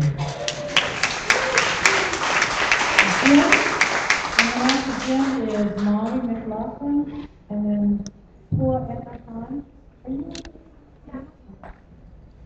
Aloha Kako.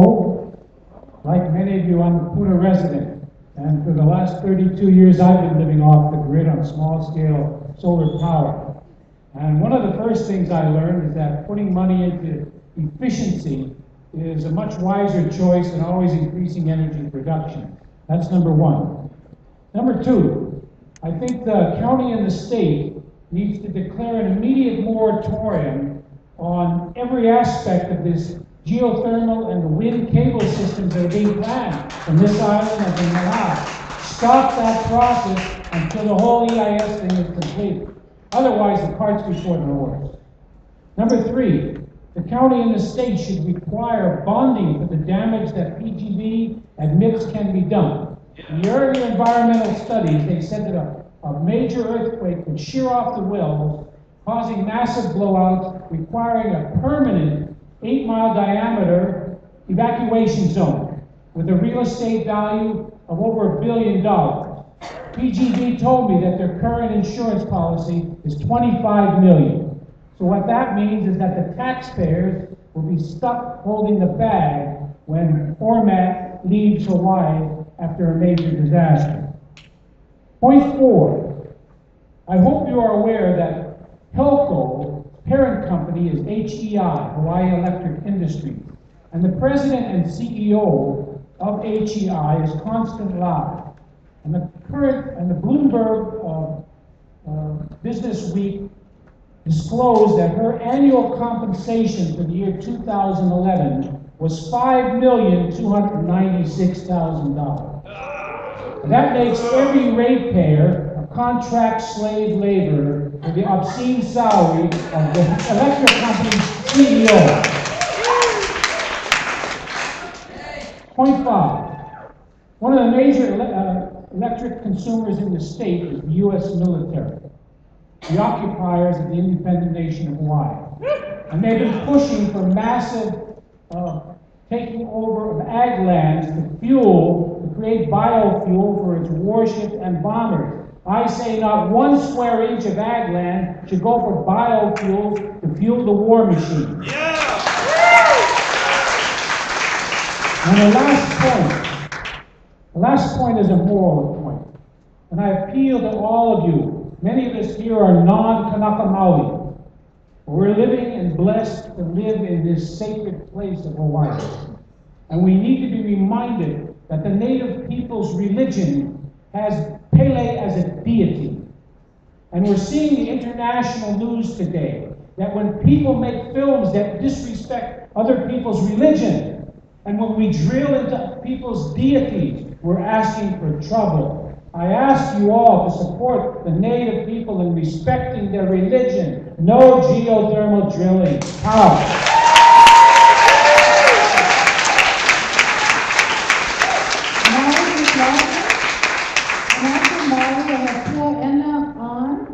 And Ronald Fujiyoshi. Aloha. Thank you for being here. I am Molly McLaughlin, and I live in Puako. I live on the Kona side, South Kohala. So I'd like DOE, the EIS to know, everyone to know that this isn't just Puna here today. This is the entire island. I agree with what everyone has said tonight, and I am in opposition to the geothermal project in Puna Coast. I am here out of love.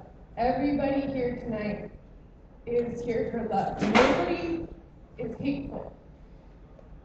I love all of you that I'm speaking to now, the DOE, as much as I love everybody in this room. I'm here because I love the land, and I know that this project is not in the highest good. We all know that. If you are in support of this project, you do not have all the facts, or you are lying to us and lying to yourself. You may not even know that you are lying to yourself. You have told this lie so many times. I ask you to look within your heart deeply. It is clear that this is not the best option. I live on a side where solar panels can fill the desolate land. I live on a side where Helco took the windmills, bought that company, and wiped them out. We know this is not the best. We know this is about money. This is about greed. It's not sustainable. Thank you very much for listening. Please make the right decision.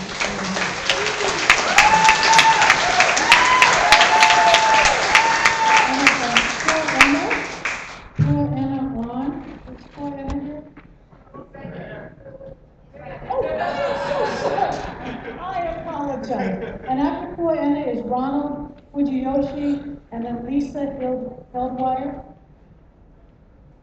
First of all, Don, I'd like to commend you on your pronunciation of my name. 9 out of 10. Butcher it as much as the geothermal company has.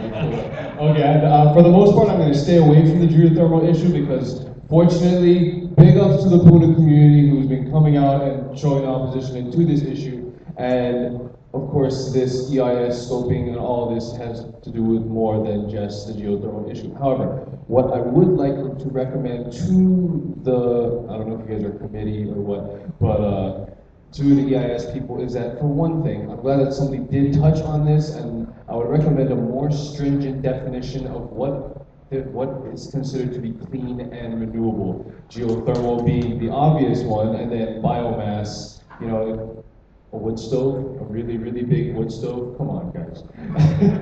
Okay, but you know, something that I am going to point out to you is that over the course of your EIS, what you're going to find is that there is an increased likelihood of detrimental environmental impact from industrial scale energy production.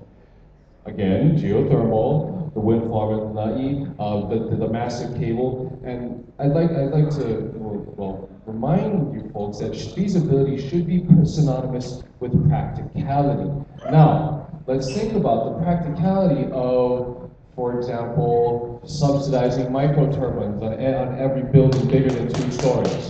You know, at least one tiny little solar panel for every house, and that in itself should at least match or offset to some degree what these industrial scale energy producers would be spending on.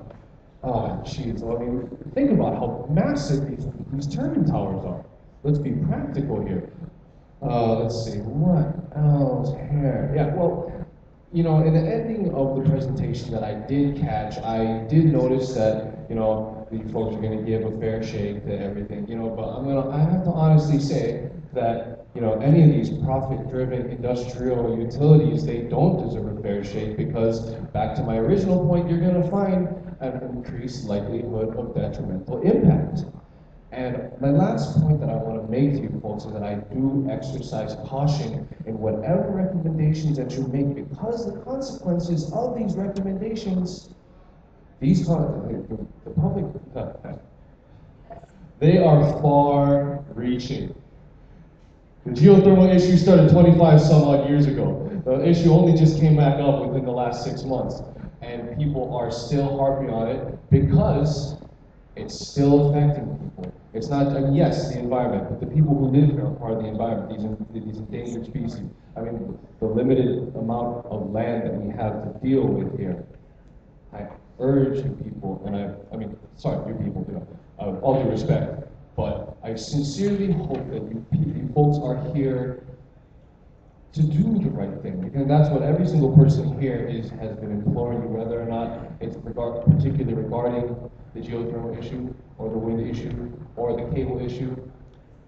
We really hope you folks are here to help, and not just Well, essentially, not just do what all these other public officials that we've been dealing with for the last few months have been doing, which is here to sit and pretend like you're listening, but to go back and do what their masters tell them. Thank you. We have Lisa Hellwire and Sarah Steiner. 3 minutes. My name is Ronald Fujiyoshi, and although I am a Christian, I'm a proud member of the Belly Defense Fund. Although I served in Asia as a missionary of the United Church of Christ for 20 years, I am retired and am a part-time farmer of a small macadamia nut farm. I feel compelled to testify, although I have not yet decided whether to submit written testimony for this hearing.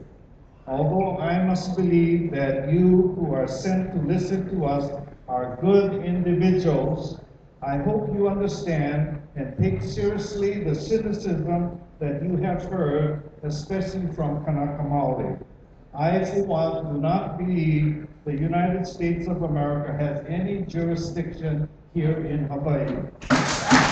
We are cynical because we think at the end of this whole process, huge funds will be given to corporations, whether based in Hawaii or other parts of the world, to make large profits at the expense of damaging the beauty of Hawaii. Today I want to make a statement on the big picture. We've heard a lot about peak oil, especially from my friend Richard Ha. I think he's my friend. We shake hands when we meet. Peak oil is the point in time when the maximum rate of petroleum extraction is reached, after which the rate of production is expected to enter terminal decline. Today I want to talk about peak true Hawaii. Peak true Hawaii, I mean the point in time when the best of what we know of Hawaii has been reached.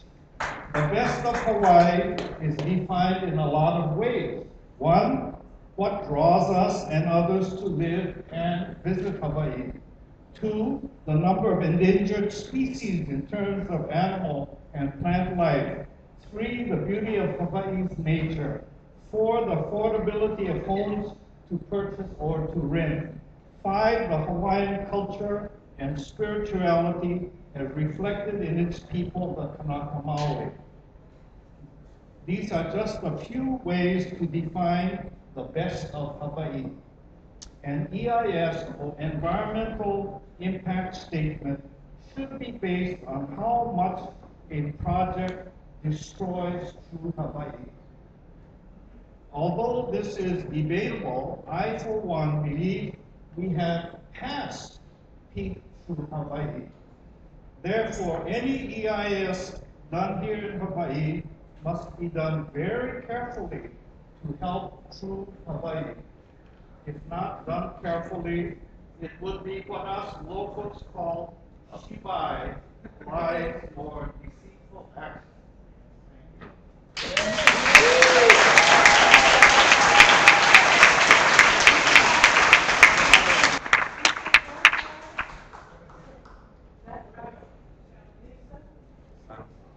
And that's Sarah Steiner and Bob Hurst.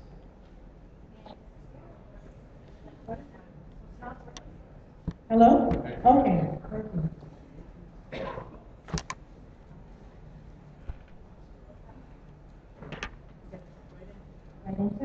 Aloha. My name is Lisa Hildwine, Hilewine. And I'm extremely grateful to be sitting here today. I'm in the process of recovering from a fatal event of a pulmonary embolism and a DBT with severe anemia. On 11/11/11, while in the hospital, I actually crossed over to the other side, but chose to return to this beautiful home here, heaven on Mother Earth, to witness the birth of my third grandchild 4 and 10 days later. This recovery process has been slow and painful. I lost my job, my car, and my home due to this disease. I am now living in a tent, my career of 27 years as a medical transcriptionist is no longer something I'm able to do. I worked for 22 years at home, and months prior to my pulmonary embolism, the quality of my work began to suffer where I began receiving warnings. I have a reputation for being the best in my field. You could understand that. And now I can't change. Through it all, it became evident that my disease process is multidimensional. Not going to go too much deeper into my process. It's really painful. My spine is turning into a crystalline structure. My bone marrow is depleting, and too many things mentioned here. In my field, I have worked with some of the greatest physicians in the USA. Part of my work involved research and working with autistic and special needs children. When I got sick, when I'm sick now, there's no reason for this, as I lived a very healthy lifestyle. A yogini since 16, a trained dancer. I followed great nutrition awareness and physically active in living a sustainable life here in paradise, including growing my own food, given by the grace of the sun and the rain. My chosen path to return to our original being of living on this earth. The only possible cause for what happened became an environmental issue. I happen to live 1 mile within the PGB territory and format. I call it ground zero in paradise. Through my knowledge of medicine and my instinctive self of environment, I was directed to mitochondrial disease. What I am suffering is mitochondrial disease. What many of my community members are suffering is mitochondrial disease. Not to educate on the issue, I invite all of you to research this for yourself. What I'm here to testify is that I have a great commitment and love for the community of Puma, and for the Zaina, and for the land, and for the earth, and all her beauty. I realize that the issue at hand is from Ormat, and I went out on a crowdfunding resource, Indiegogo, asking for help for our community to get independent health studies, independent technology studies, and independent agricultural studies to prove that PGB is not operating within safe design. They're not going to do it for us, people. We're going to have to do this for ourselves. This is a fight against the government and its control. We have to do something. Being in the medical field and having the Department of Health turn their backs on us angered me to the point of making a change. Due to my Indiegogo site, I received an ugly email from a man named Andrew Gentile. On the site, you can see his anger and denial of the situation. Yet the private email he sent me was long and very demeaning, including stating that the problem with Hawaiian spirituality is that it was created in a void. Calling me uneducated, white entitlement, etc. He brought up that I stayed at PGB's website and drilling into the heart of Canaan. I know I read that on PGB's website. He said I Googled it and came up on one of the statements. Well, it doesn't say that anymore. It says drilling into the Big Island. So change has been made. And I'm grateful for that, because of the other people saw drilling into the heart of Canaan and stuff. And it has been changed. And I've interviewed people who have worked in the 70s when they were drilling, and this drill was being dumped over at Lava Tree Park. And when that didn't work because the woman was raped, they're now dumping it into the ocean. These were the beginnings. Anyway, so going beyond the health survey, that is going to take 6 months after any approval of funding, I propose we get back, we work right away on healing our community. What we need to heal are innovative treatments. There is a cure for this, not necessarily a cure. We can't reverse the damage that's already been done, but we can start now by healing ourselves. It's going to take too long. It's too late to wait for them to help us. So we have to begin to bring it in. I also bring in Clark testing for outside independent resources. So if they were going to come in here, let's get an outside source far from here to do something about it. And we're going to have to fund this ourselves, people. We're going to have to do it. But in it all, this is where I stand. We are the guardians of Eden, and we are the ones to make this change. And taking responsibility for ourselves, we become the ones. Good night, everyone.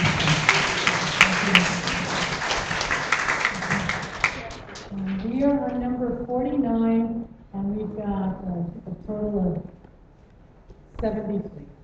So the next person is Sarah Steiner, Bob Ertz, and Cindy Culberton. Aloha. name is Sarah Steiner, and I'm here. I'll be really quick tonight, and I just want to say that I think that the Department of Energy is here on this island because the military needs more energy. And they're planning massive geothermal and other biofuel development, like Jim Albertini mentioned, for their warships and planes. And you need the power to send to Oahu and Ho'akuloa. And I think the Department of Energy is planning to pay for the cable. And that's why you guys are here tonight. That's why you're going to be doing the PEIS. And I want you to know that during your PEIS study, I want you to place the health and welfare of human beings above, or at least equal, to the endangered species of birds and bugs and animals and national parks, and far above your need for the warmongering military expansion. I feel that I speak for most people here tonight in saying that we, the people, will not stand by and let the federal government, big developers, and the military ruin our islands. Thank you.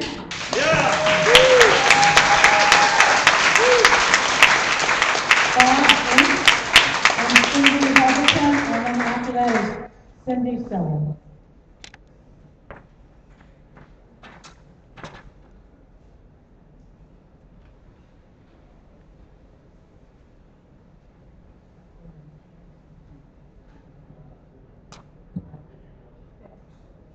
Aloha, Kako. Aloha. My name is Bob Ernst.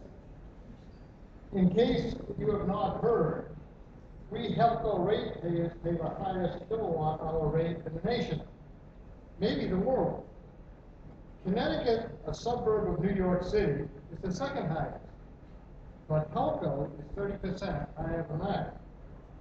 Our transportation fuel, because that's on your agenda also, is also some of the highest in the country, substantially higher. This is my 2-cent PowerPoint. I didn't have $2 million to do a PowerPoint, so this is my 2 cents. It was the screws I had to put in here to hold the wood together.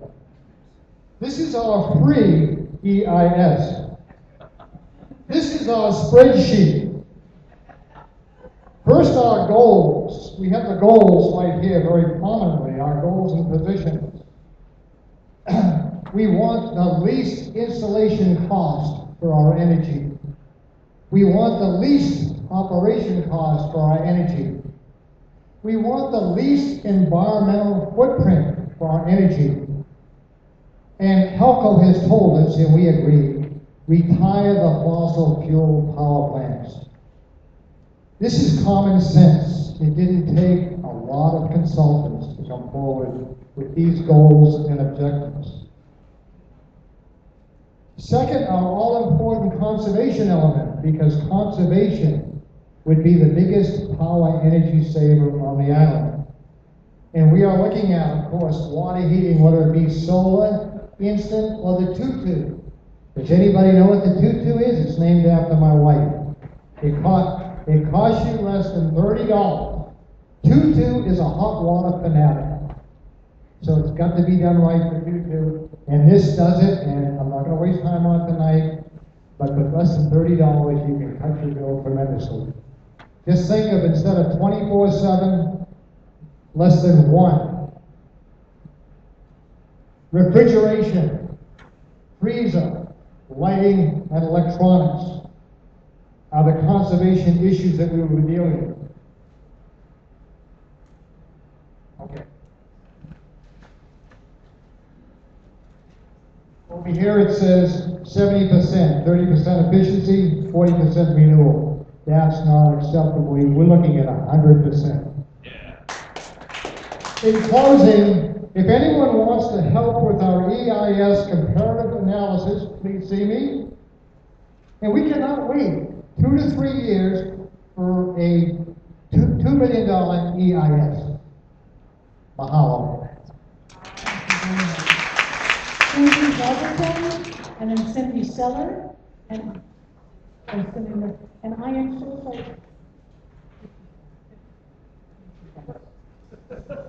I'm having a hard time reading number 53. Gretchen Ellis? Okay. Graham. Graham. No, Graham Ellis is number 54. Oh. Now let's do 50 first. Oh. You would like internet. Thank you so much for coming. We were so disappointed when the Department of Health couldn't even come to a county council meeting because their budget didn't allow it, something like that. So we appreciate it. And you're doing this all week, and you get another week of it. Everyone's already said everything. I live on Poetry Road, Lower Poetry Road, for about a year. It's absolutely stunning. I thought it was just the most beautiful place. I came down Lower Leilani and turned on the Poetry one Sunday afternoon with the sun coming through the trees, and I'm like, yeah, this is nice. I left out and was able to find a place about less than 2 miles from the plant. I'm tough, I'm not a whiner, but, you know, I get the cookie eyes in the morning. I can hear the power plant about 2 miles away. I'm up on a pool, so I'm really, you know, not suffering, fortunately. But a friend of mine is. She lives right near the power plant, and she can't sleep in her house anymore. She sleeps at the bottom of my quarter-mile driveway. She can't come up to my house because she can still hear it.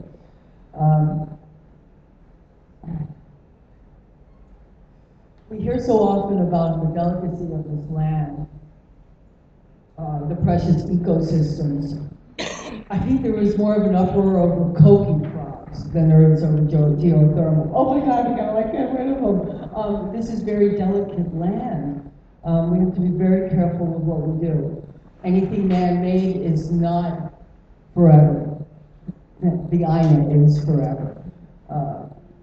The technologies continue to change and improve.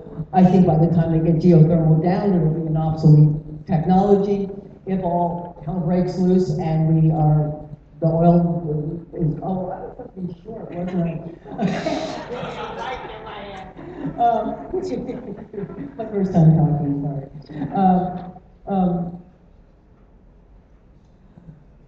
If we run out of oil, which we will in some time, we will run out of these things. I think that we're perfectly suited for taking care of ourselves just fine anyway. It's fine. Just do the oil embargoes. We don't care. We're set up better than anybody else. We already take care of ourselves. Money doesn't really exist. We live on a barter system.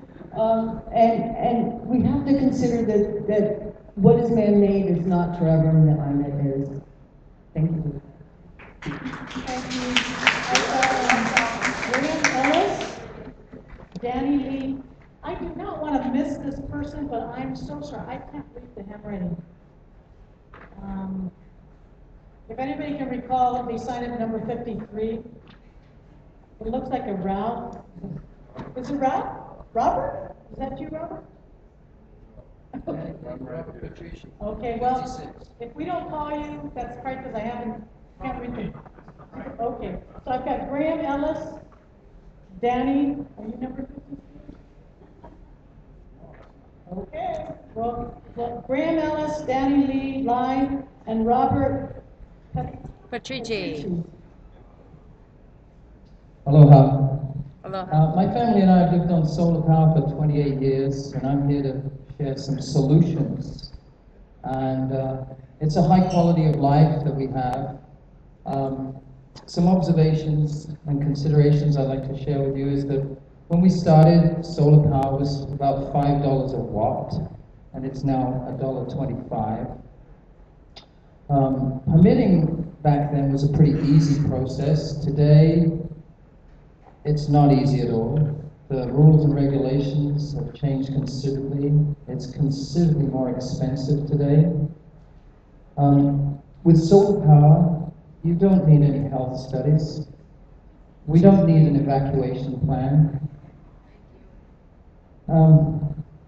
So I'd like to ask the Department of Energy to consider in their environmental impact statement, why is it that Germany has 50% solar power?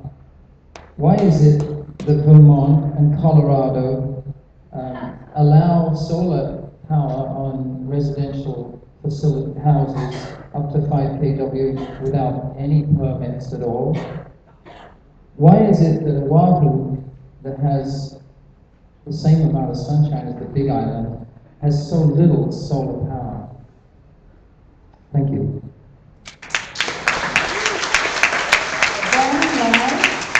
Robert, and then Terry Marks.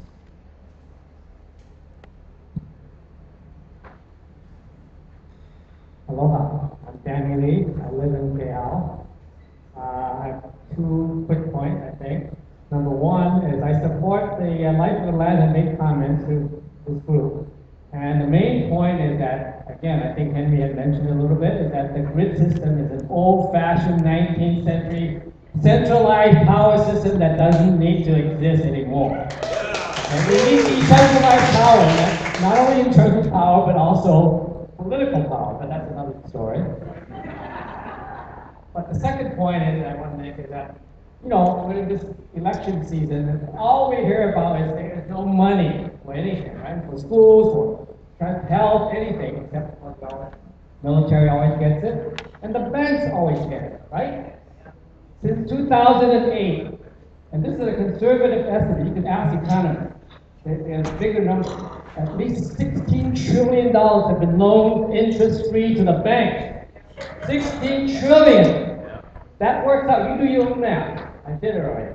At per capita, that means we are already on the hook for $50,000 per capita per man, woman, and child. We've loaned it out at 0% to the banks. The top one, less than 1%. Okay, 50,000 per man. Okay. A solar PV system, residential system with tax credit and everything is way less than $20,000 for a system. It's a no-brainer. Why don't we bail out the 99%?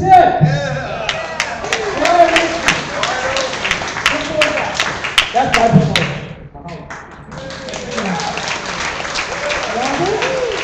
Terry Marks and Matthew Yarborough.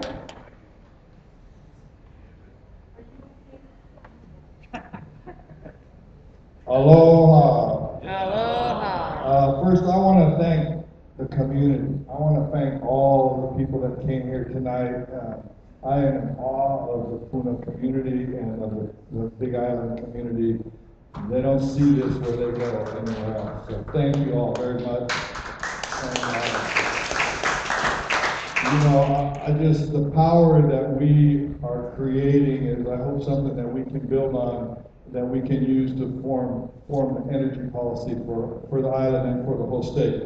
So the state legislature and the governor have been steadily and deliberately stripping us of our voice and of any kind of home rule with legislation such as Act 97, Act 55, and Senate Resolution or Bill 25, and to speed and ease the process of projects like geothermal, to exclude us with no public comment. And I see DOH seems to be participating in that. I mean, Department of Energy seems to be participating in that. With the Department of Energy money being thrown around and amounts to loose money, looking for a place to land. So I would suggest we redirect that money to help people like Graham was talking about with the upfront cost of independent solar systems. The biggest obstacle that we have to solar is that we need the upfront money. They got millions and millions of dollars for these guys. Ormac got, in 2009, $8 million in grant money to do exploratory from Department of Energy. There's millions of grants now. I was talking to, I'm sorry, I forgot his name, Jim, earlier, millions of grants through Department of Energy. All this exploration, we're paying for it. But the poor people out there that have created a sustainable community, I mean, we don't have good grid. We all live on solar, we farm, we use biodiesel. We are doing exactly what the state says they want to see. They want a sustainable community, energy efficiency. We're doing it. But they won't come out there and look at us as a model and talk to us. Instead, they want to come out there and destroy it. They want to come out there and build industrial power plants that we don't need. I'm never going to get through this, so I'm requesting a complete accounting of the Department of Energy grants for geothermal in Hawaii. I'm requesting a study of the effect that the Department of Energy grants have had on geothermal, starting with the HGPA, the notorious experimental plant that has made so many people ill? Is the Department of Energy responsible for those harms by funding these projects? In 2009, the Department of Energy gave PG&E over $8 million in grants. Don Thomas, who has decided against testifying tonight, has secured millions more in grants. All the companies looking to do exploration here are looking for federal grants. There is money from the Department of Energy right now. I want to know where it is. I want to know how much it is, and I want to know in the CIS. In 2011, Ormat received $528 million in loan guarantees or TARP funds. They have already defaulted on $98 million debt. I mean, we could power this whole island for what the money they're giving Ormat. And, you know, come on.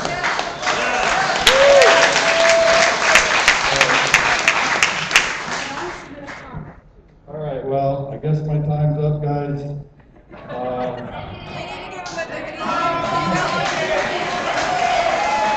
Hey, just keep doing what you're doing. You know what? We're going to win this thing. I don't care what they say. Just thank you all for coming.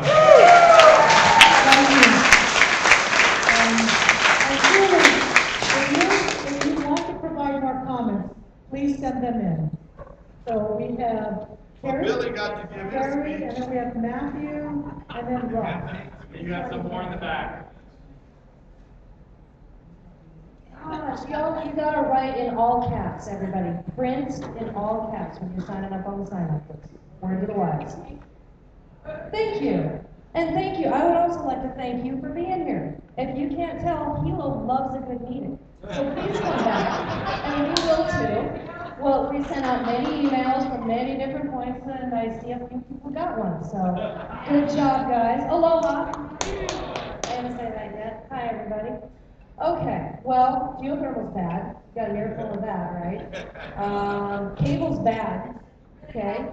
I hope you hear from every single outer lying island that we do not want to be Oahu's battery pack. That's pretty much what's going on in this island. It is absolutely imperative that each island take care of their own needs, okay? We will not be subjugated by Oahu. It's not going to happen. Okay, so a really good tip for you guys is to not study the inter-island cable at all. It's a waste of money. I guarantee you, half of these people are going to throw themselves in the bay before you hook that cable up to the island. It's not going to happen. So let's just cut that short. Unless, of course, you're going to study small kind cables, little ones, that go from buoys to each island. I'm a big fan of the buoys. Buoys is firm power, people, okay? It's clean, it's awesome, it doesn't trap fish. In fact, fish like it. Fish hang around it. So then fishermen like it. People like buoys. Fish like buoys. What else was I going to say, Jay? Is that enough? Don't subjugate the outer islands. Don't build a stupid cable. No cable, no cable, no cable, no cable, no cable. How much time do I have? Aloha.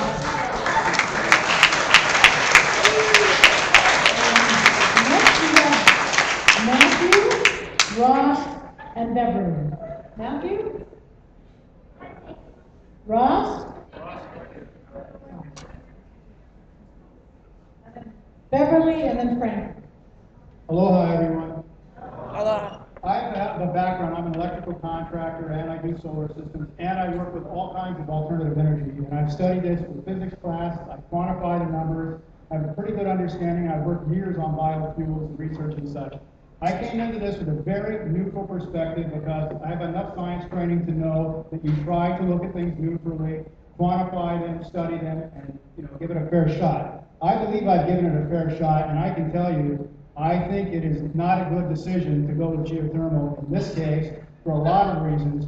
The technology is not there, at least at this point. We're putting it, or proposing to put it in an incredibly volatile and dangerous area, not only for the people, but amazingly enough for the project itself. It just doesn't seem sensible. We're also talking about another centralization of power, corruption, and money, because let's face it, this is what's going to happen. This is what it's probably primarily all about. There are many alternatives, including solar, with non-conventional applications, hydrogen, pumping and storing the things with water. There's many ways we can do this. It doesn't just have to be the traditional solars with batteries and grid ties. There's a lot of things we can do. I also would like to say that if you commissioners, please, okay, I ask you to keep this transparent, fully listen to the people, communicate, let us follow the money, let us see what's going on, let us see the contracts, and please, I beg you, quantify the numbers, give us a cost per joule, give us the cost per watt, give us the upgoing costs, and I know these things change and they vary, but give us numbers, okay? And I know that you may or may not have that ability, but please, because I know for a fact from my studies, numbers tell the truth. The rest of it is BS. It really is. You got to look at the numbers, and then yes, there are some things we can advance and pull forward on. But again, in summary, please consider us. This island, I believe, is being walked over. It seems to be. I know it's a good idea. We have a problem. We need to solve it. It can be done, and we can do it with respecting our people, their health, and our lives. Aloha, and thank you for being here. And thank you for being here.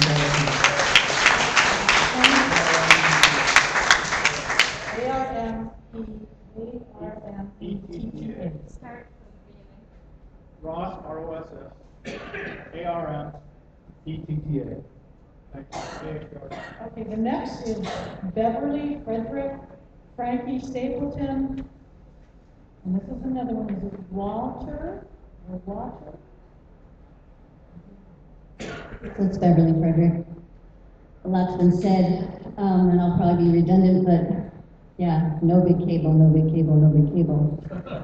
Wasted money to even study big cable makes me think PG&E's, PG&E, no, that's a California version. HELCO, HEI, is behind all of this when I hear big cable because it doesn't make sense in any other way. So I'm looking at you as a person to a person. I live here, I live in silence. I chose this lifestyle to live out in the middle of nowhere and take care of myself. Please leave us alone. Don't let them do this. We know it's about money. We know it's not about saving watts because we have the most expensive energy with our geothermal already, so we know it has nothing to do with saving money. It has to do with certain people getting money and HELCO getting money. So I beg you, if you have to do this study and you have to deal with it, deal with it honestly. You've heard us all, and you heard the stories of people's health being destroyed. And I've heard it and I've seen it, and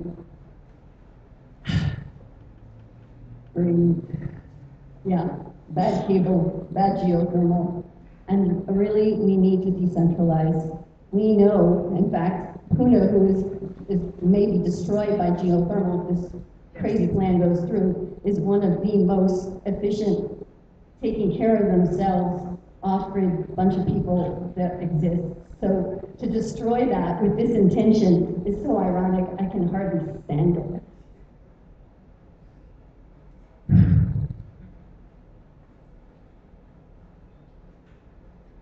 I put my whole life to living here, as many of us have. And I don't want to see it destroyed, and I won't sit back to see it destroyed. So please do the science for this. Honest science that shows, and honest economics that shows how absurd and obscene the whole idea is. Because if that doesn't happen, we'll take it into our own hands. We know we will. Right. Thank you.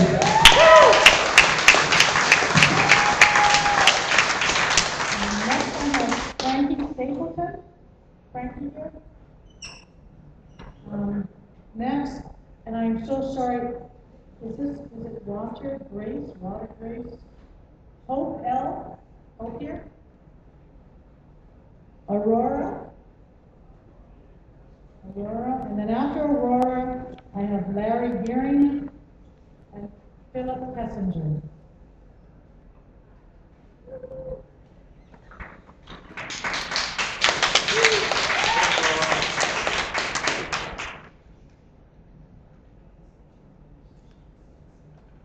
Hi, my name is Aurora Martinez. U-R-O-R-A-M-A-R-T-I-N-O-V-I-C-H. That does not come on my computer. Aloha, everyone. Thank you. Thank you for being here. And I start everybody out at 100%, so I'm just going to trust that you're here in good intent.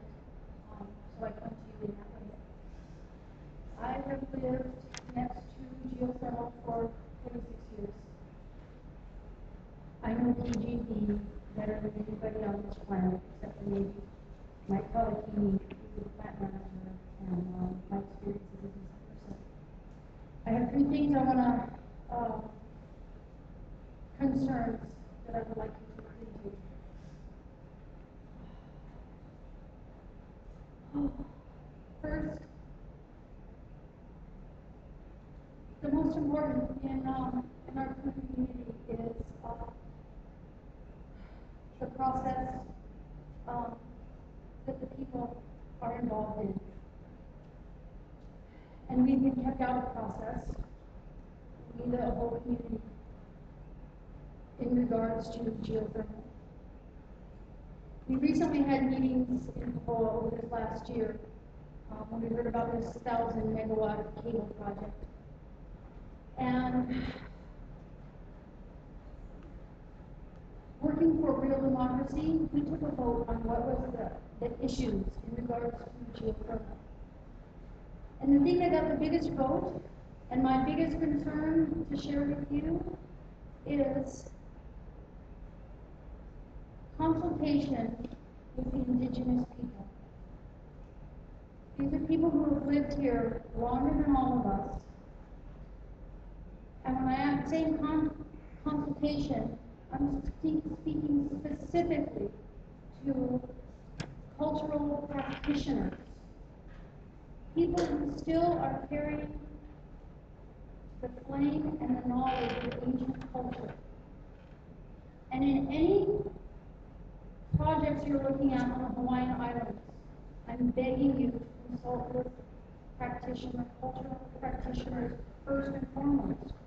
Learn what the names of the lands are, what they've been used traditionally. Because that is,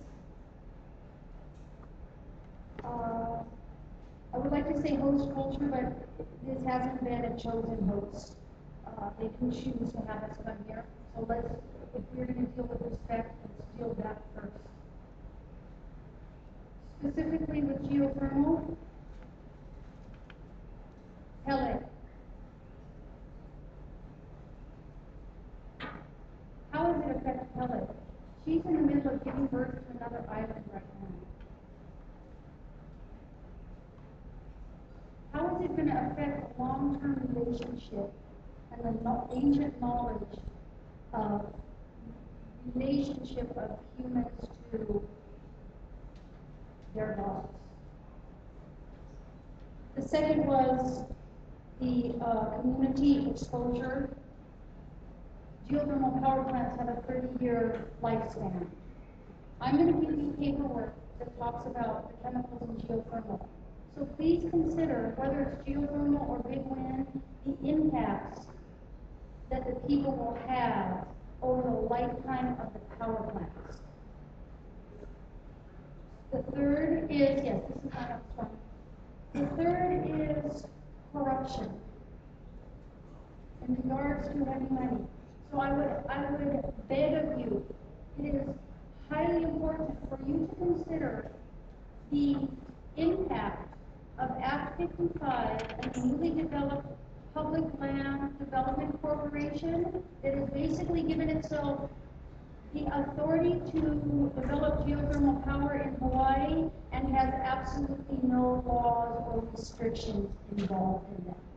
So please look into that. And I'm going to give to you some paperwork. Oh, wait, one more thing I want to say on the record is to make life easy for you, you can request CDs from the county council from all the energy hearings that goes into things in detail. I would also recommend that you look up the recommendations of the State of Hawaii Geothermal Action Plan. I have some information here for you, but that will give you some history. I know you said you're not looking into specific projects, but you're looking into the impacts for the future. If you don't look at what happens now, what happened before, you won't know. And the last one I would give to you in regards to corruption is the geothermal energy in Hawaii, an analysis of promotion and regulations. It gives you, basically, you can indict all the people involved in this. Pirelli Cable, their son is the lobbyist that promoted $10 million for this deal. Thank you. And my address and phone number is on here. As a 26-year resident, if you want to know anything, I can tell you what life is like. Thank you. We have got 10 more speakers, and it's time to go. Oh, yes. There's a list of feedback. No, I got up to 77. We've got that.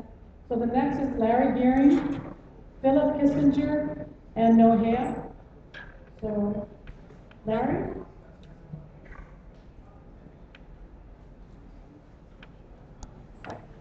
Thank you.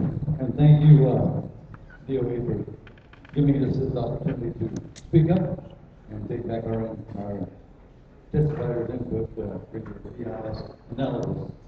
And thank you all for sticking around as long as you have. It's been a grueling evening, and in particular, Greg, who is a candidate for council, and the other two mayor candidates that were here also, and Zenda was here for a while. You know, this really bothers me that events like this should have county participation, county elected officials. Where are they at? You know, they're not hiding, they're just, I don't know, they're bored or something. But keep that in mind when you go to the election on November 6th. Those who participate deserve to stay on. Those who don't, throw them out. And that includes the state legislature also. Thank you. Efficiency. We can help a lot with our energy costs with efficiency, whether you're at home, or whether you're at work, or whether you're at play. It goes back to, I don't know, some administration, who was going around turning off the lights. I don't remember, some president advocated that.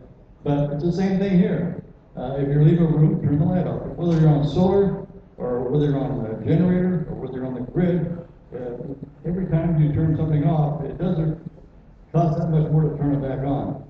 And a case in point would be if you've ever started to think about your water faucets in your house, some ingenious lobbyist 1,000 years ago convinced some legislative body to put the hot water handle on the left side. Most of us are right-handed, so we hold something with our right hand and we reach to rinse it off with our left hand. Well, we automatically go to that hot water faucet because it's easier than turning or crossing over to the cold water faucet. And every time you turn on the hot water tap, it uses more hot water out of your tank, and eventually, I'm already up for 1 minute. It's going to add up real quick. So think about those things, and elect only those officials who are consumer friendly. With all due respect, solar is not the only solution. We need a mix of biomass, solar, geothermal. Maybe we could even talk to PLDC, and some of you were at that PLDC meeting. That will help purchase the Delco and create a municipal utility. Convert it to propane. I don't think we have propane on the island yet, but we can convert it to propane, which is more plentiful, cheaper, and cleaner. I have a lot more. Thank you for your time. Okay, I've got Philip Kissinger, Nohea, Waiala, Dina Smith, Rafa, Nadia, and Kim Pinkerton. So Philip Kissinger and Nohea? Nohea left.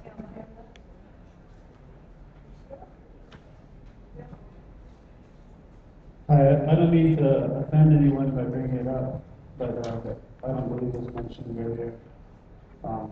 With the Fukushima plant, the disaster that happened in Japan, I don't think that the government should allow any kind of plant, any kind of facility that pollutes the environment on its own, and especially if a natural disaster occurs. We should be focusing on things that don't harm the environment and aren't at risk for people if anything should occur, especially on this wild island. And Puna literally means spring of water.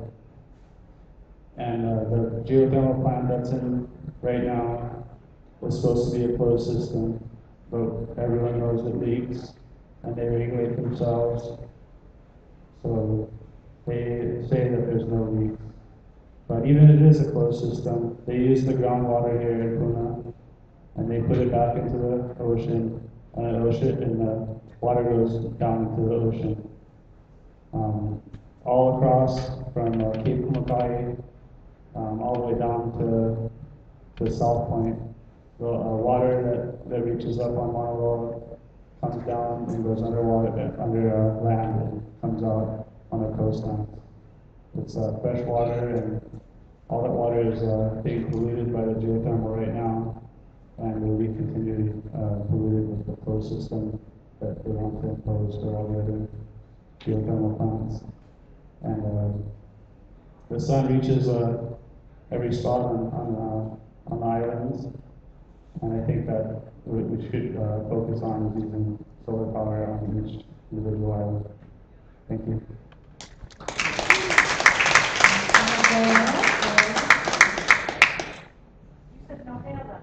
Yes. Waimala, Dina, Rafa, and you are Waimala. So after Waimala, I have Dina, and then Rafa, and then Nadia, and Kim. Hi everyone, I'm Wayala I'm going to read so I can say all of this. I am here because I have lived 24 out of my 26 years of my life next to geothermal plant, was the closest person. My family has fought it, worked towards solutions along with everyone else that's here, and it's good to see so many new people here. My big question is, not a big question. One of the main reasons why you're doing this underwater sea cable, which is bad, is because Oahu is suffering because of its industrialization. But why would you want to industrialize the rest of the islands? Because it's going to do the same thing that you're doing there. My family's from Oahu, and most of them moved here because they don't want to be in that anymore. And it's scary to think that you're doing that here. And I know firsthand the effects of what geothermal does. And if people tell you that they're for it and it doesn't do anything bad, everyone I know that thinks it's not bad is getting something out of it. I don't know what it is, but they're getting something. And I'm not opposed to them, but they are. I can tell you firsthand that there's nothing good that comes from it. It makes you sick, it makes people around you sick, it causes death. And I'm 26 now, I was there before I was there, and I was 24, and I still don't know everything that I'm dealing with health-wise. And a lot of doctors don't. And it scares me that whoever's pushing this wants to put this around everyone else. No one knows what's going to happen to the children there. No one knows what happens to me, and the health department and the county, no one's asked. No one's offered to help, and no one wants to know. So, if this happens and it goes through, we were relocated. Are you going to relocate every island? Where's everyone going to go? You want to put stuff on Molokai and Lanai, they're big winds, we can't go there. It's just wrong. Don't industrialize us and make us Oahu if we're already trying to fix what's happening to Oahu.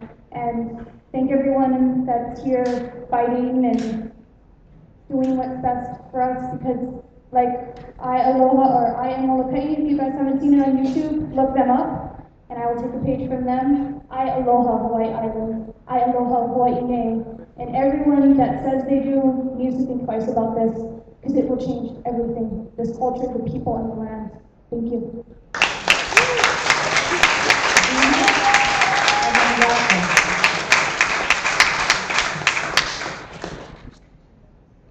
Yeah, my name is Dina Smith-Gibbons, and first I want to thank you, DOE, for being here and for hearing us. I want to thank all of you for standing up tonight and being present. I want to thank Bob for your advocacy and learning so more about this. You worked really hard, and I really appreciate that. As the mother of 6 children, I have a deep concern about the health and safety of my family. It is my job to care for them and to keep them safe. I actually relocated to Big Island, Hawaii, Puna in particular, so that I could provide them the cleanest air and the freshest food that I could find. My concern is whether that will still be the case as they grow up. I have little 2.5-year-old twins, and I look at them and I wonder what Hawaii is going to look like in 10 years, 20 years. Hawaii has been severely severely violated and exploited. I can only imagine the pristine beauty of the INA 120 years ago, before the U.S. invasion.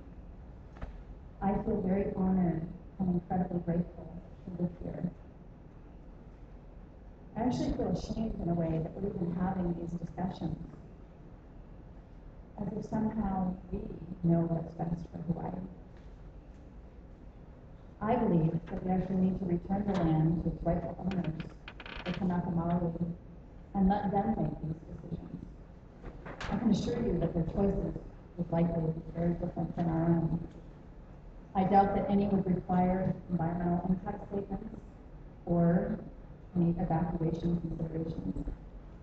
You know, sustainability is not just a trendy buzzword, and it's not even just a lifestyle choice.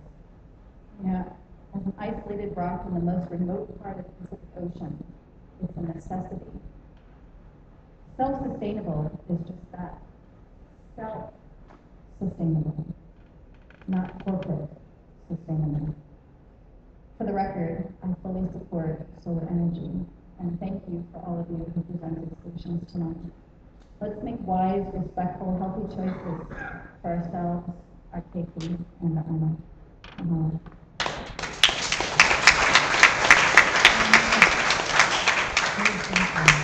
I have Rafa, Nadia, and Kim.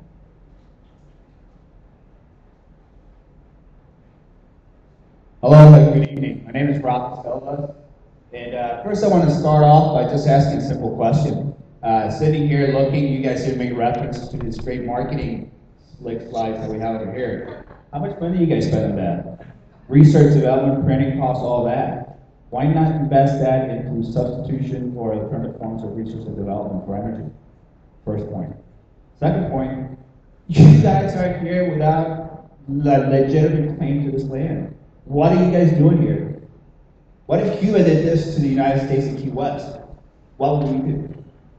Simple as that. This is not your land. You do not deserve to be here. 119 years has been enough of an act of terrorism conducted by the United States government, by 90 Marines and wealthy landowners here who have taken the land over from the rightful owners.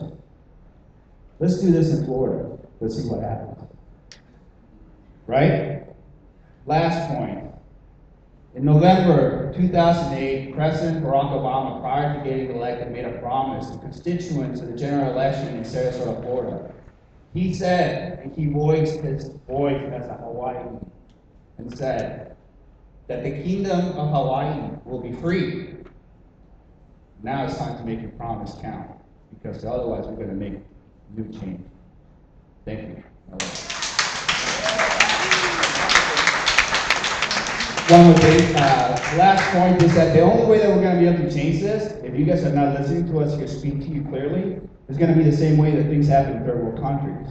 By a revolution, kidnapping DOE officials or people from the power plant, blowing up roadways, blowing up the power plant, kidnapping individuals, and hijacking different transports. We can do that. We do it at different countries, and we have people here that can help us do it here. So time to let our kingdom be free again. You have no right to be here. Nadia, and then after Nadia, I have Kim. Thank you, Rafa. I'm Nadia Linaho. I'm a mother and a doctor with degrees from Princeton and Duke. And what else? I also get called an auntie quite a bit. And for me, it's not really, you've heard everything already. And it's not really an argument here. I asked you to listen. I love this island, I love the people. Thank you so much for being here. And what I really love about the island is the heart of the community and the heart of this land and the beauty of it. So I ask you to listen to our people and the suffering that you've seen. I don't have many words.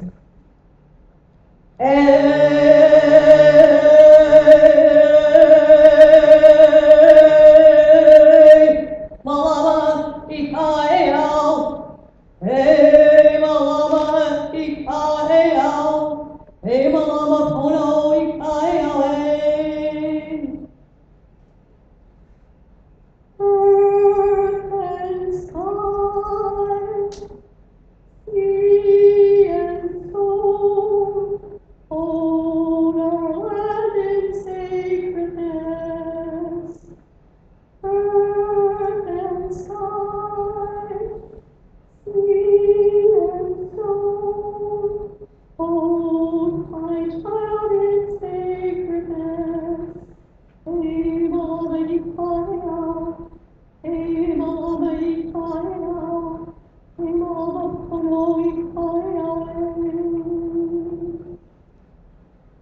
I'm a doctor. I've been a doctor for over, like 25, 30 years. There are people suffering here on this island with symptoms, diseases, illnesses that we haven't seen. You've heard the testimony of this mother who went from being a successful leading professional, who's now living in a tent and cannot function. So I say that the studies are a waste of money and time. If there's one person hurt by this geothermal whatever, to just stop it, period. If this was your son, your mother, your wife, so long. So for our children, I certainly don't care what the studies show. I've heard and seen enough here tonight that I'm happy for my kids to live by candlelight and sun rather than go geothermal. There's love of power, there's love of the people, and I vote for the people. I've seen also a lot of violence here on the island, and so I pray that you really see us and feel us. Just hear us. I don't want to see any more violence. I want to see a beautiful place for my children, our people, our community. So thank you.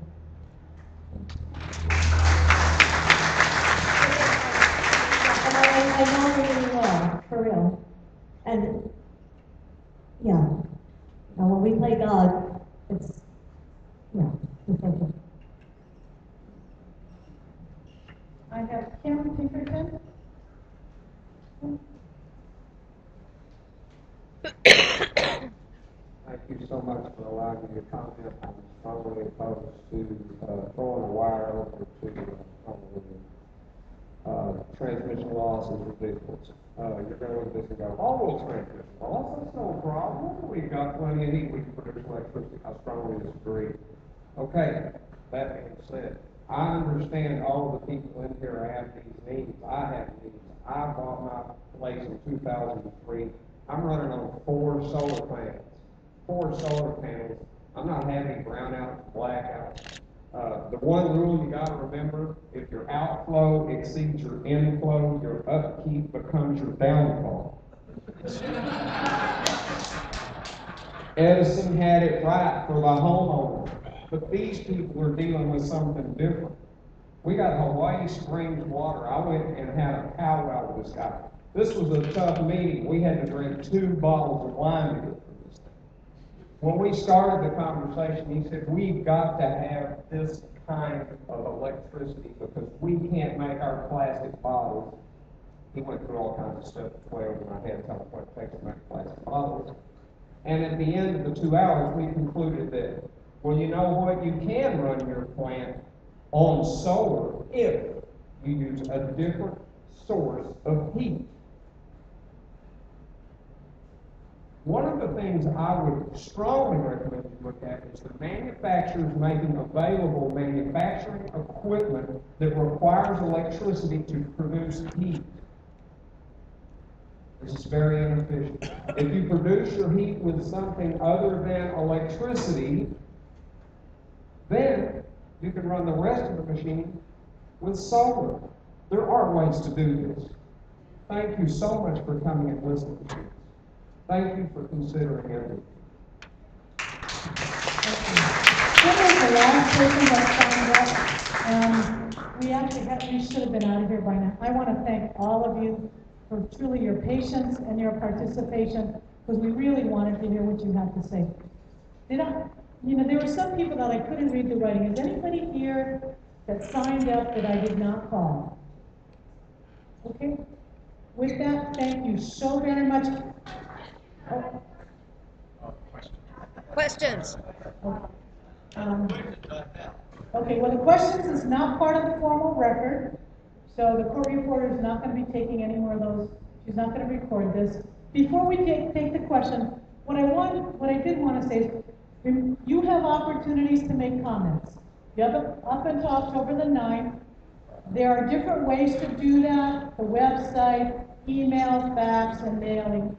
We are going to be on Maui on Monday, Molokai, Lanai Tuesday, Molokai Wednesday, and in Honolulu on Thursday. So please come out and submit your testimony or your statements up until October the 9th.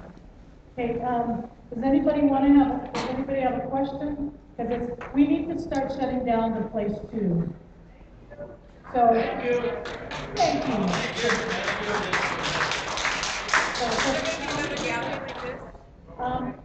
There will be one in Maui. Not on this island? Now, we did Kona yesterday.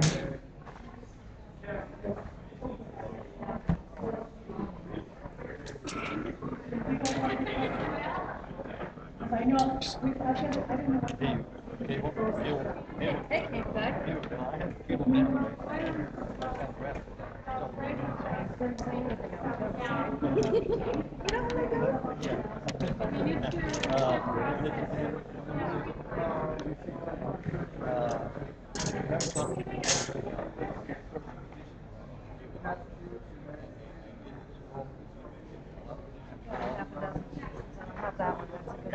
That's a good idea. And then find a reputable legislator, whoever you trust, they can go over to Honolulu. Because, you know, Hello? they hate. Some people want to hear the questions that are That's asked, the people talking. so I'm going to let them speak. So, Well, we have to. I was wondering about 30% non-local resources guys. What steps or process are being taken to prevent man-made or natural disasters?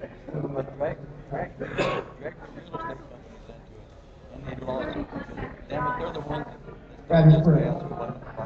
lying through non-disclosure about not being in the area when it's property. The details of what Back in the very first one. But I've heard other meetings they didn't know. Example of the states okay. The new electric reliability authority. Other than that, I can develop some areas. I don't have expertise to offer answers on that question. Well, I don't.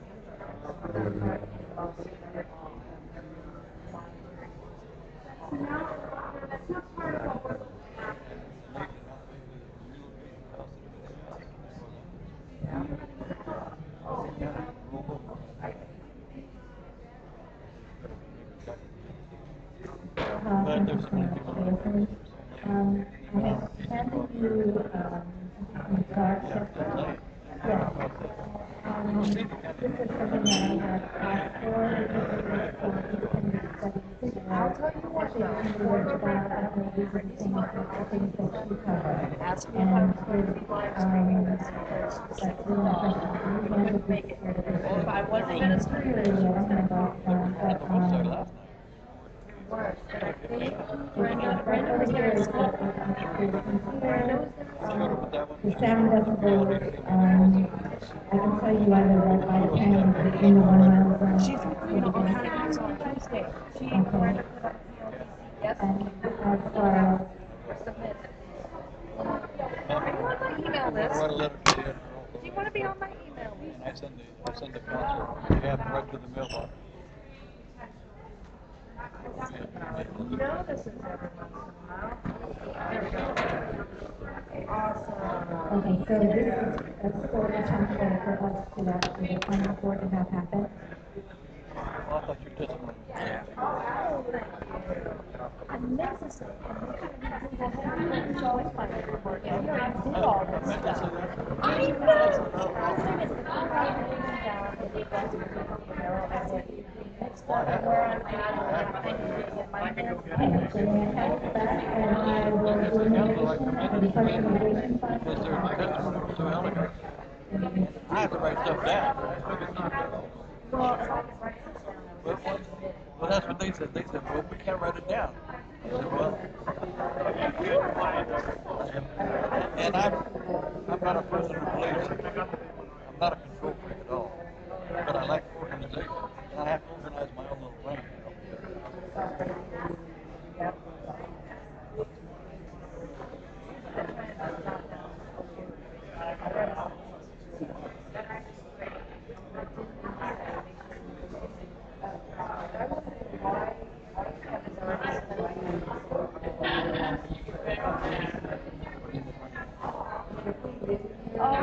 cattle we don't do yet because or we don't call them or the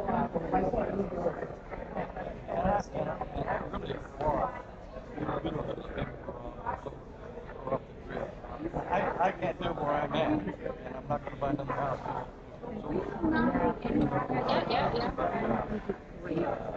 I really applaud the folks. I lived in Hawaii. I had electricity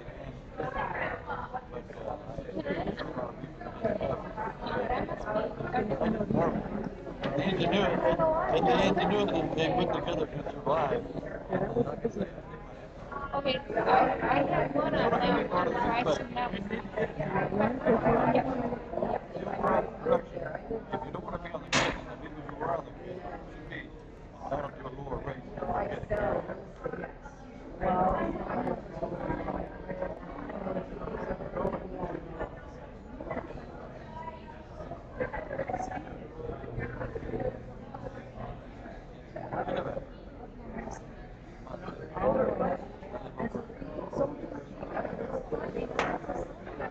I just rock with the downspout. Oh my god. What's your name again? I'm Carrie. Larry. Well, I already liked it. Larry. All right. Well, I was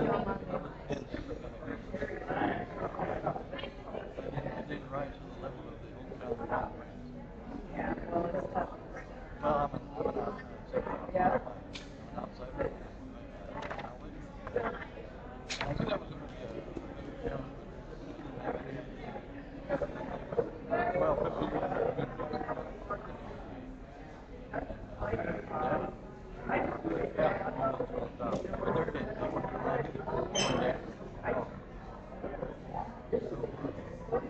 shows me how serious it is.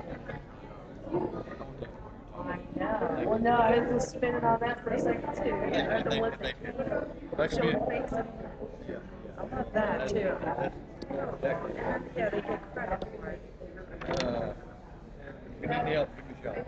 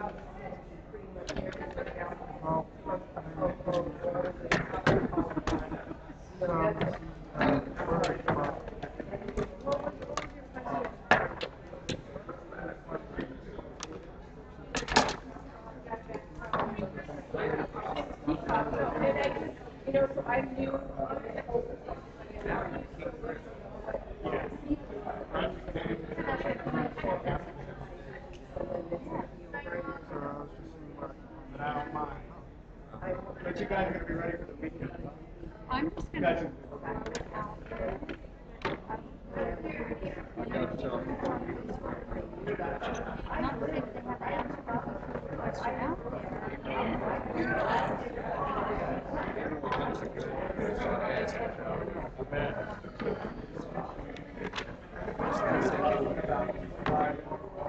I just want to be a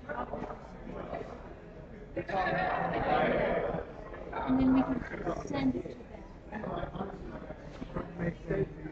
Yeah, I'm trying to think of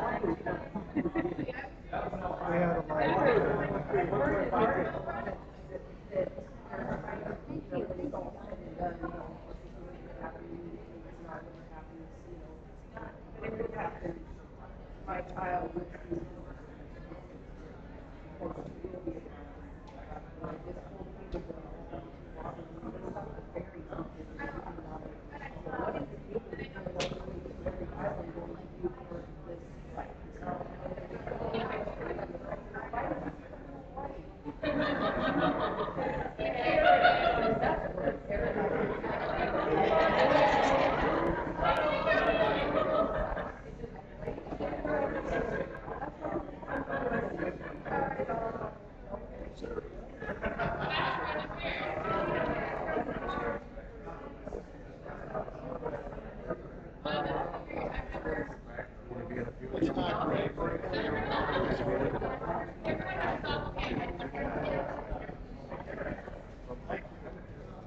Got everything, huh? Yeah, Are think you so. going directly to the computer, or is that set to Yeah, webcam. someone was streaming on? No, I can't.